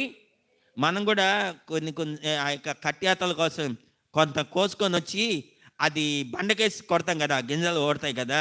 అట్లా ఈ గోధుమల్ని తెచ్చుకొని ఆయన దొలగొట్టుకుంటూ ఉన్నాడు. దొలగొట్టుకుంటూ ఉన్నప్పుడు ఈ దేవుని యొక్క దూత వచ్చి అంటున్నాడు, పరాక్రమం గల బలాఢ్యుడా, యెహోవా నీకు తోడై ఉన్నాడు అంటున్నాడు. అందరు హల్లెలూయా చెప్పండి. గిద్యోను చాలా నవ్వు వచ్చింది. అదేంటిదంటే, నేనే ఆ గానుగ చాటున దాక్కొని గోధుమలు దొల్లగొట్టుకుంటుంటే 11 వచ్చిన మీరు తర్వాత చదువుకోండి. ఈయన వచ్చి ఏమంటాడంటే, పరాక్రమం గల బలాఢ్యుడా, యెహోవా నీకు తోడై ఉన్నాడు అని అంటున్నాడు ఏంటి అని ఆ చెప్పిన దేవదూతను అడుగుతున్నాడు. చదవండి 13 వచ్చిన. గిద్యోను, చిత్తం నా ఏలినవాడా, యెహోవా మాకు తోడై ఉండిన ఎడల ఇదంతయు మాకు ఎలా సంభవించెను. అందరు హల్లెలూయా చెప్పండి. దేవుడు మాకు తోడై ఉంటే ఇదంతా కూడా మాకెందుకని సంభవించింది? అవును, చాలామంది ఇదే అనుకుంటారు. దేవుడు తోడుగా ఉన్నాడు అంటారు. దేవుడు తోడుకుంటే ఇదంతా కూడా ఎందుకు జరిగింది? కష్టం రాగానే, ఇరుకు రాగానే, ఇబ్బంది రాగానే ఇది ఎందుకు వచ్చింది? దేవుడు నాకు తోడుగా లేడు అని అంటూ ఉంటారు. దేవుడు నా చేయి విడిచిపెట్టేశాడు అంటారు. అవునండి, మీరు చదవదులే, నేను మామూలుగా మీకు వినడానికి చెప్తున్నాను. లైవ్లో ఉన్న వాళ్ళ కోసం కానీ ఇక్కడ ఉన్న వాళ్ళ కోసం చెప్తున్నాను. అదేంటిదంటే, యేసు ప్రభు శిలువ మీద వేలాడుతున్నప్పుడు కూడా, నా దేవా నువ్వు నన్నేలా విడనాడితివి అంటే, నువ్వు నన్నేలా విడిచిపెట్టిదివి. 22వ కీర్తనలో కీర్తనకాడు రాస్తాడు, నా దేవా నువ్వు నన్నేలా విడనాడితివి, మమ్మల్ని రక్షింపక మా ఆర్తధ్వని వినక నీవేళ దూరముగా ఉన్నావు అంటున్నాడు. పగలు నేను నీకు మొరపెడుతున్నాను, రాత్రులు కూడా నేను మౌనముగా ఉండట్లేదు. అయినా నువ్వు నా ప్రార్థన వినక, నా మనవి వినక నువ్వెందుకని దూరంగా ఉన్నావు అంటున్నాడు. అందరు హల్లెలూయా చెప్పండి. చాలామందికి ఇదే ఆలోచన, దేవుడు నాకు తోడై ఉంటే నా జీవితంలో ఎందుకని ఓటమి సంభవిస్తుంది? దేవుడు నాకు తోడై ఉంటే మా ఇంట్లో ఎందుకని మరణం సంభవించింది? దేవుడు నాకు తోడై ఉంటే ఎందుకని ఈ కీడంతా కూడా నాకు వస్తూ ఉంది అని చాలామంది ఆలోచన. అయితే అక్కడ దేవుడు వాళ్ళకు తోడుగానే ఉన్నాడు, కానీ వాళ్ళు దేవునికి దోషులుగా ఉన్నప్పుడు దేవుడు వాళ్ళని ఏం చేశాడంటే కొంతకాలం శత్రువుల చేతికి అప్పగించి ఉన్నాడు. అందరు హల్లెలూయా చెప్పండి. దేవుడు వాళ్ళని చేయి విడిచిపెట్ల, వాళ్ళకి బుద్ధి రావడానికి, వాళ్ళు మేల్కొనడానికి శత్రువుల చేతికి అప్పగించి ఉన్నాడు. అయితే నా ప్రియమైన సహోదరి, గిద్యోనునే దేవుడు ఎందుకని దర్శిస్తున్నాడు తెలుసా? గిద్యోను తన ఇంట్లోంచి బయటకు వచ్చి గానుగ చాటున దాక్కొని ఆ యొక్క గోధుమలు దొల్లగొట్టుకుంటున్నాడు. ఆ గానుగ దేనికి సాదృశ్యంగా ఉంది? అపోస్తలుడైన పేతురు రాసిన మొదటి పత్రిక 5వ అధ్యాయం 6వ వాక్యం. పేతురు మొదటి పత్రిక 5వ అధ్యాయం 6వ వాక్యం త్వరగా చదవండి. దేవుడు తగిన సమయమందు మిమ్మల్ని హెచ్చించినట్లు ఆయన బలిష్టమైన చేతు క్రింద మీరు దీన మనస్కులై ఉండు. అందరు హల్లెలూయా చెప్దామా? హల్లెలూయా, హల్లెలూయా. అంత మాత్రమే కాదు, కీర్తనల గ్రంథం 91వ కీర్తన 1-2 వచనాల్లో మనం చూసినట్లయితే, మహోన్నతుని చాటున నివసించువాడే, సర్వశక్తుని నీడను విశ్రమించువాడు, ఆయనే నాకు ఆశ్రయమును, నా కోటయు, నేను నమ్ముకొను నా దేవుడని నేను యెహోవా గురించి సాక్ష్యం ఇస్తున్నాను. అందరు హల్లెలూయా చెప్పండి. హల్లెలూయా. గానుగ అనేది ఆయన బలిష్టమైన చేతికి సాదృశ్యంగా ఉంది. గానుగ అనేది మహోన్నతుని చాటుని సూచిస్తూ ఉంది. అందరు హల్లెలూయా చెప్పండి. నీవు ఆ మహోన్నతుని చాటును ఉంటే నీవు దేవుడు నీకు తోడుగా ఉంటాడు. నువ్వు మహోన్నతుని చాటునుంటే, నువ్వు ఆయన బలిష్టమైన చేతుల కింద ఉంటే, నీవు ఒక పరాక్రమం కలిగిన వాడిగా అవుతావు. దేవుడు నిన్ను ఆ విధంగా చేస్తాడు. ఇంతకాలం నీ శక్తి మీద, నీ భక్తి మీద నువ్వు ఆధారపడ్డావు. నువ్వు ఆయన చాటును లేవు. నీ బలాన్ని చూసి గర్వించావు, నీ జ్ఞానాన్ని చూసి అతిశయించావు, నీ యొక్క సంపదలు, నీ కలిగిన సమస్తాన్ని చూసి నువ్వు చాలా గర్వించావు.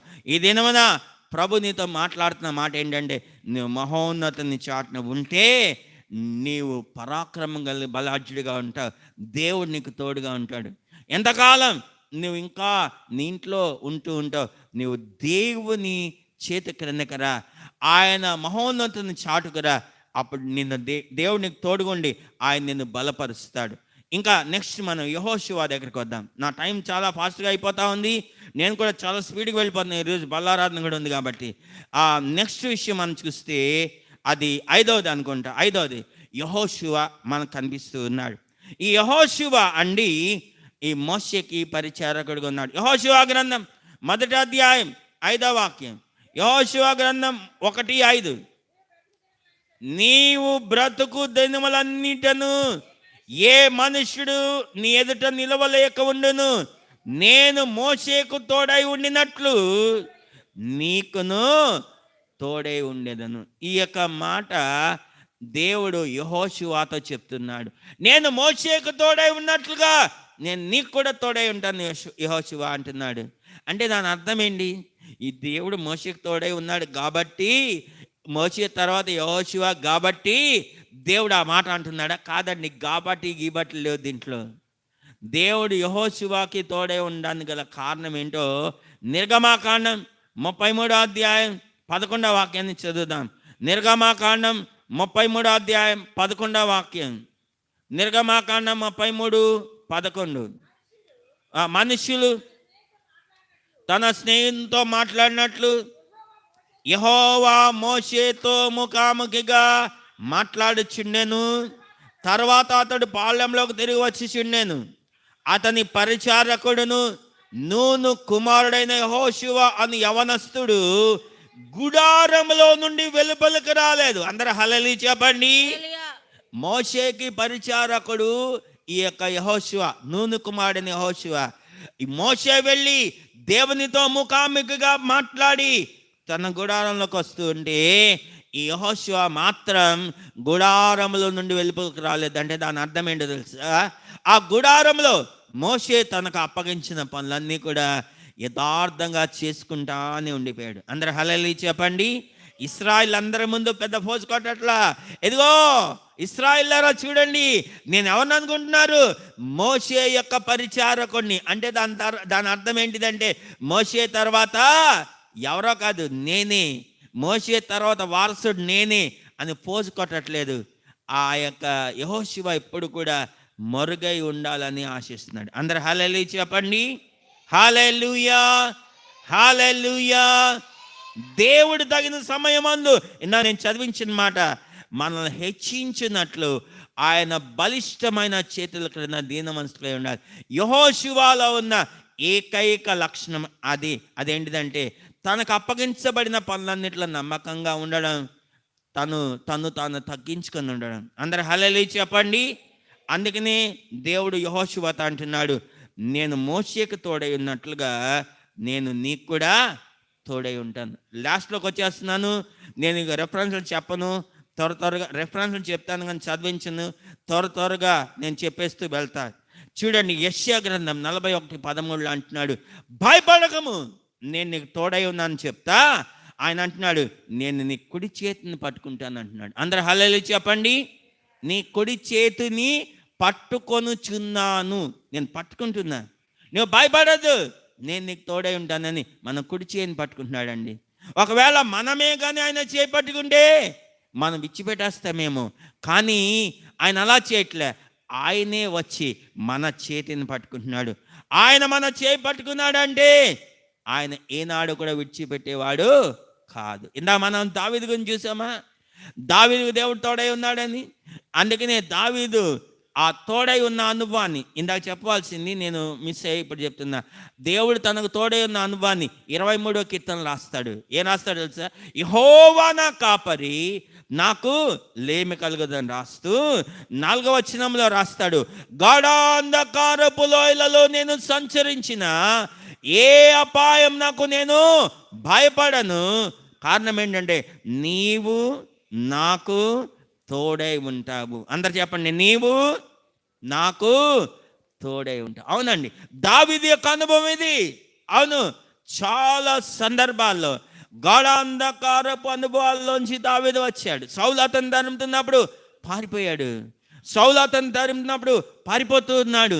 అనేకమైన అరణ్యాల్లో తిరుగుతూ ఉన్నాడు.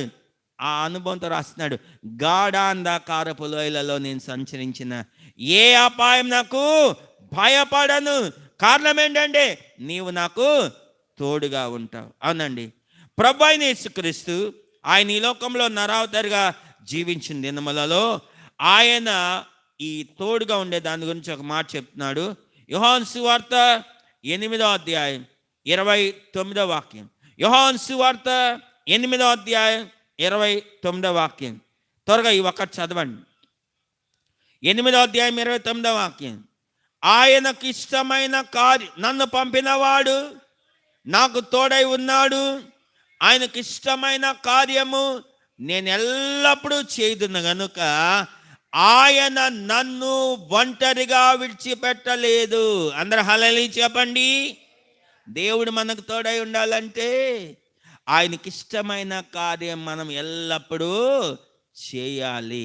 ఇందాక ఎవరి జీవితంలో చూసాం? దావీదు విషయంలో చూసాం కదా. ఇతడు నా ఇష్టానుసారుడు, ఇతడు నా యొక్క ఆ ఉద్దేశాలన్నీ సఫలపరుస్తాడు.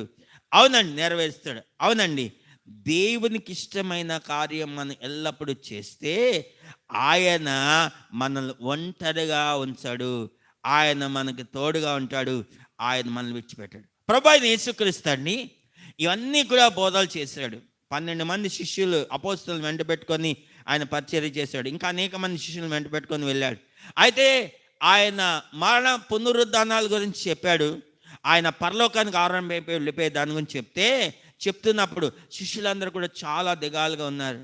అవునండి, చాలా ఒక మాటలో చెప్పండి, బైబిల్లో ఉన్న మాట వాడాలంటే హృదయాలలో కలవరం అనేది శిష్యులు ఏర్పడింది. అప్పుడు యోహాను సువార్త 14వ అధ్యాయం 1వ వాక్యంలో అంటాడు, మీ హృదయములను కలవరపడనీకుడి అని చెప్పి ఆయన ఎందుకు వెళ్తున్నాడు, ఆయన ఏ పని గురించి వెళ్తున్నాడో చెప్పి నేను మళ్ళీ వస్తాను అని చెప్పాడు. అందరు హల్లెలూయా చెప్పండి.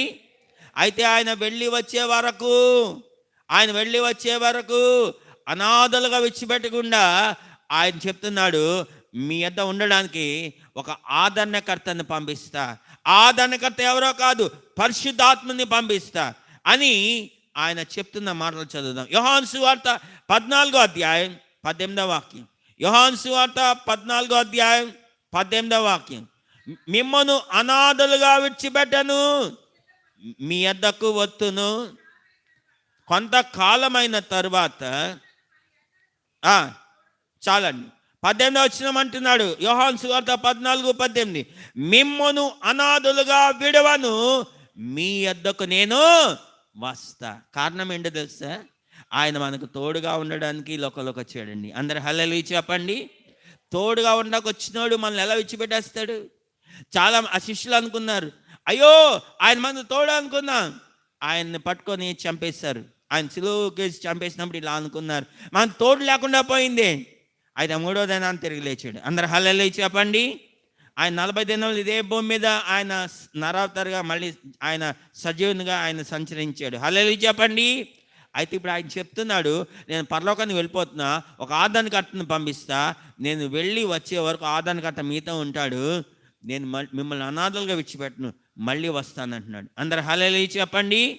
అవునండి, ఇప్పుడు మనం దాని కొరకే ఎదురు చూస్తూ ఉన్నాం. మీరు ఆఖరి మాట కన్నా ముందు 2 మాటలు నేను మీతో చెప్తా. మత్తయి సువార్త 28:20లో చెప్తాడు, ఇదిగో యుగ సమాప్తి పర్యంతము సదాకాలము నేను మీతో కూడా ఉన్నాను. అందరు హల్లెలూయా చెప్పండి. ఆయన ఎప్పటి వరకు ఉంటాడంట? యుగ సమాప్తి పర్యంతము సదాకాలం ఆయన మనతో కూడా ఉంటాడు. ఇప్పుడు మనం ఆయన రాకడ కొరకు ఎదురు చూస్తున్నాం. ఆయన మనల్ని అనాథలుగా విడిచిపెట్టలా, పరిశుద్ధాత్మను పంపించాడు. ఆ పరిశుద్ధాత్మను మనతో ఉంటున్నాడు, మనలో ఉంటున్నాడు. అయితే ఆయన రాబోతున్నాడు, ఆయన మనల్ని తీసుకొని వెళ్ళబోతున్నాడు. ఆయన ఎక్కడ ఉంటాడో అక్కడే మనల్ని ఉంచబోతున్నాడు. ఈ తోడు అనేది అంతవరకు కొనసాగబోతుంది. అందరు హల్లెలూయా చెప్పండి.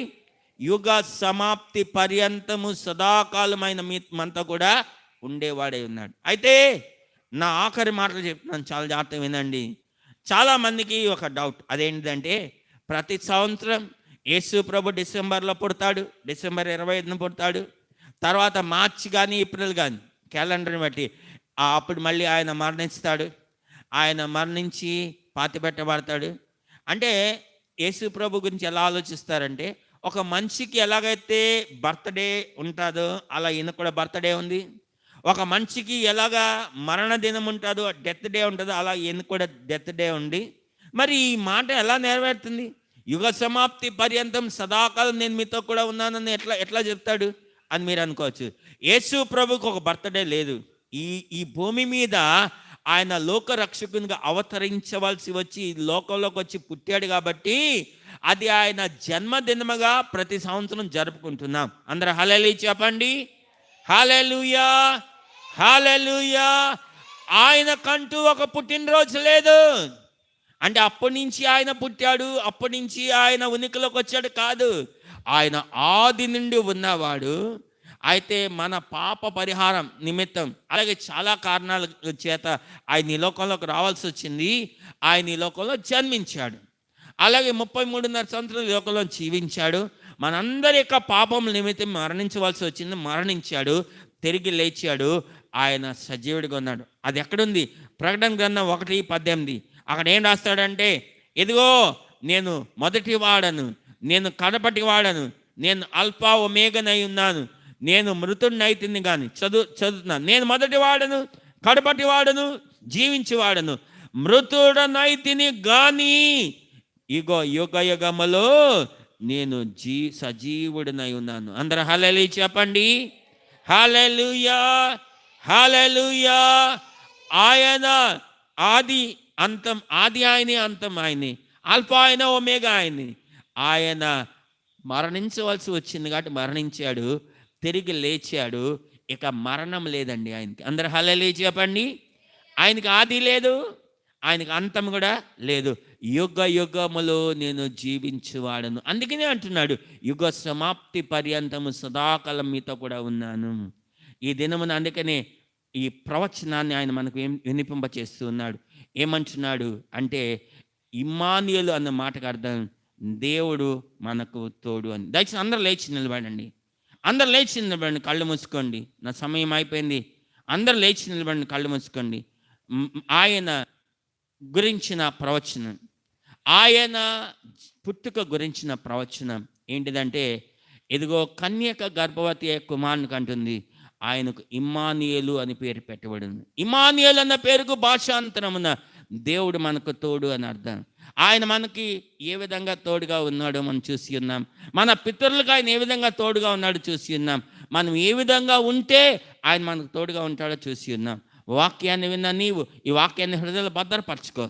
ఏదో ఇప్పుడు ఒకసారి వింటాం కాదు. ఈ మెసేజ్ అంతా కూడా యూట్యూబ్లో ఛానల్లో, సర్వకృపానిధి మినిస్ట్రీస్ ఛానల్లో వచ్చేస్తుంది. అది మాటికి చూడు, 4-5 సార్లు చూడు, ఇతరులకు వినిపించు. ఆ ఇమ్మానుయేలు దేవుడు ఆయన నీతో, అందరితో, మనందరితో ఆయన తోడుగా ఉండునుగాక. ప్రార్థన చేసుకుని దయచేసి అందరి తలలోంచి కళ్ళు మూసుకుని ప్రార్థన. తండ్రి, ఈ యొక్క ఉదయకాల సమయంలో మీరు బిడ్డలతో మాట్లాడిన ప్రతి మాటల కొరకు స్తోత్రాలు. అవును ప్రభువా, ఇమ్మానుయేలు దేవుడుగా మీరు మా మధ్య నివసించడానికి వచ్చి ఉన్నారు. తోడు లేని మాకు తోడుగా ఉండడానికి వచ్చి ఉన్నారు. ఈ దినమున ఆ వివరం అంతా కూడా, ఆ వాక్యాన్ని గురించిన వివరం అంతా మీరు మాతో మాట్లాడిన స్తోత్రాలు. ఎంతమంది బిడ్డలైతే లైవ్లో ఈ వాక్యాన్ని వింటూ ఉన్నారు, వాళ్ళు మీరు దర్శించిన స్తోత్రాలు. ఎంతమంది బిడ్డలైతే ఈ లైవ్ అయిపోయిన తర్వాత కూడా దేవా ఈ వాక్యాన్ని వింటున్నారు, వాళ్ళతో కూడా మీరు మాట్లాడిన స్తోత్రాలు. రోగాలతో బాధపడుతున్న బిడ్డలు ఉండుంటే ఈ వాక్యంలో నుంచి వెలువడుతున్న శక్తి వలన మీరు వాళ్ళని దర్శించి ముట్టి స్వస్థపరచండి. దురాత్మల చేత బాధపడుతున్న వాళ్ళలో ఉన్న దురాత్మల్ని యేసు నామంలో గద్దిస్తున్నాం, విడుదల ప్రకటిస్తున్నాం. ప్రభా, బిడ్డల యొక్క సమస్యలన్నీ కూడా తీరిపోను గాక, రోగములు స్వస్థత పొందును గాక, దేవా పాపులు రక్షించబడదురు గాక, దేవా నీ పరలోక రాజ్యం బిడ్డలందరూ కూడా సిద్ధపడదురు గాక. ఈ గ్రామాన్ని రక్షించండి, ఇరుగు గ్రామస్తులను రక్షించండి, గ్రామ పెద్దల్ని దేవ వాళ్ళ కుటుంబాలన్నింటినీ ఆశీర్వదించి దీవించండి. ప్రభా మీ స్తోత్రాలు. యేసయ్యా మా దేశాన్ని కనికరించండి, దేశాన్ని పరిపాలిస్తున్న నాయకుల్ని, రాష్ట్రాన్ని, జిల్లాని, గ్రామాన్ని పరిపాలిస్తున్న నాయకులందరినీ కూడా ఆశ్రయించి దీవించండి. నీ రాకడాల్సిన నిశ్చితమైతే ప్రభా వచ్చే వారం మేము కలుసుకుని ఇంకెన్నో విషయాలు నేర్చుకుని కృపను దయచేయండి. ఎంతమంది బిడ్డలైతే రోగాలతో బాధపడితే దేనిమంది సంధికి రాలేపారు, వాళ్ళు ముట్టి బాగు చేయండి. ఎంతమంది బిడ్డలైతే నీ దినమని తెలిసి కూడా కావాలని సంధికి దూరంగా ఉన్నారు, అలాంటి బిడ్డలందరినీ కూడా మీరు దర్శించి వచ్చారు, నడిపించండి. కృపలో బిడ్డలు మీరు జ్ఞాపకం చేసుకోండి.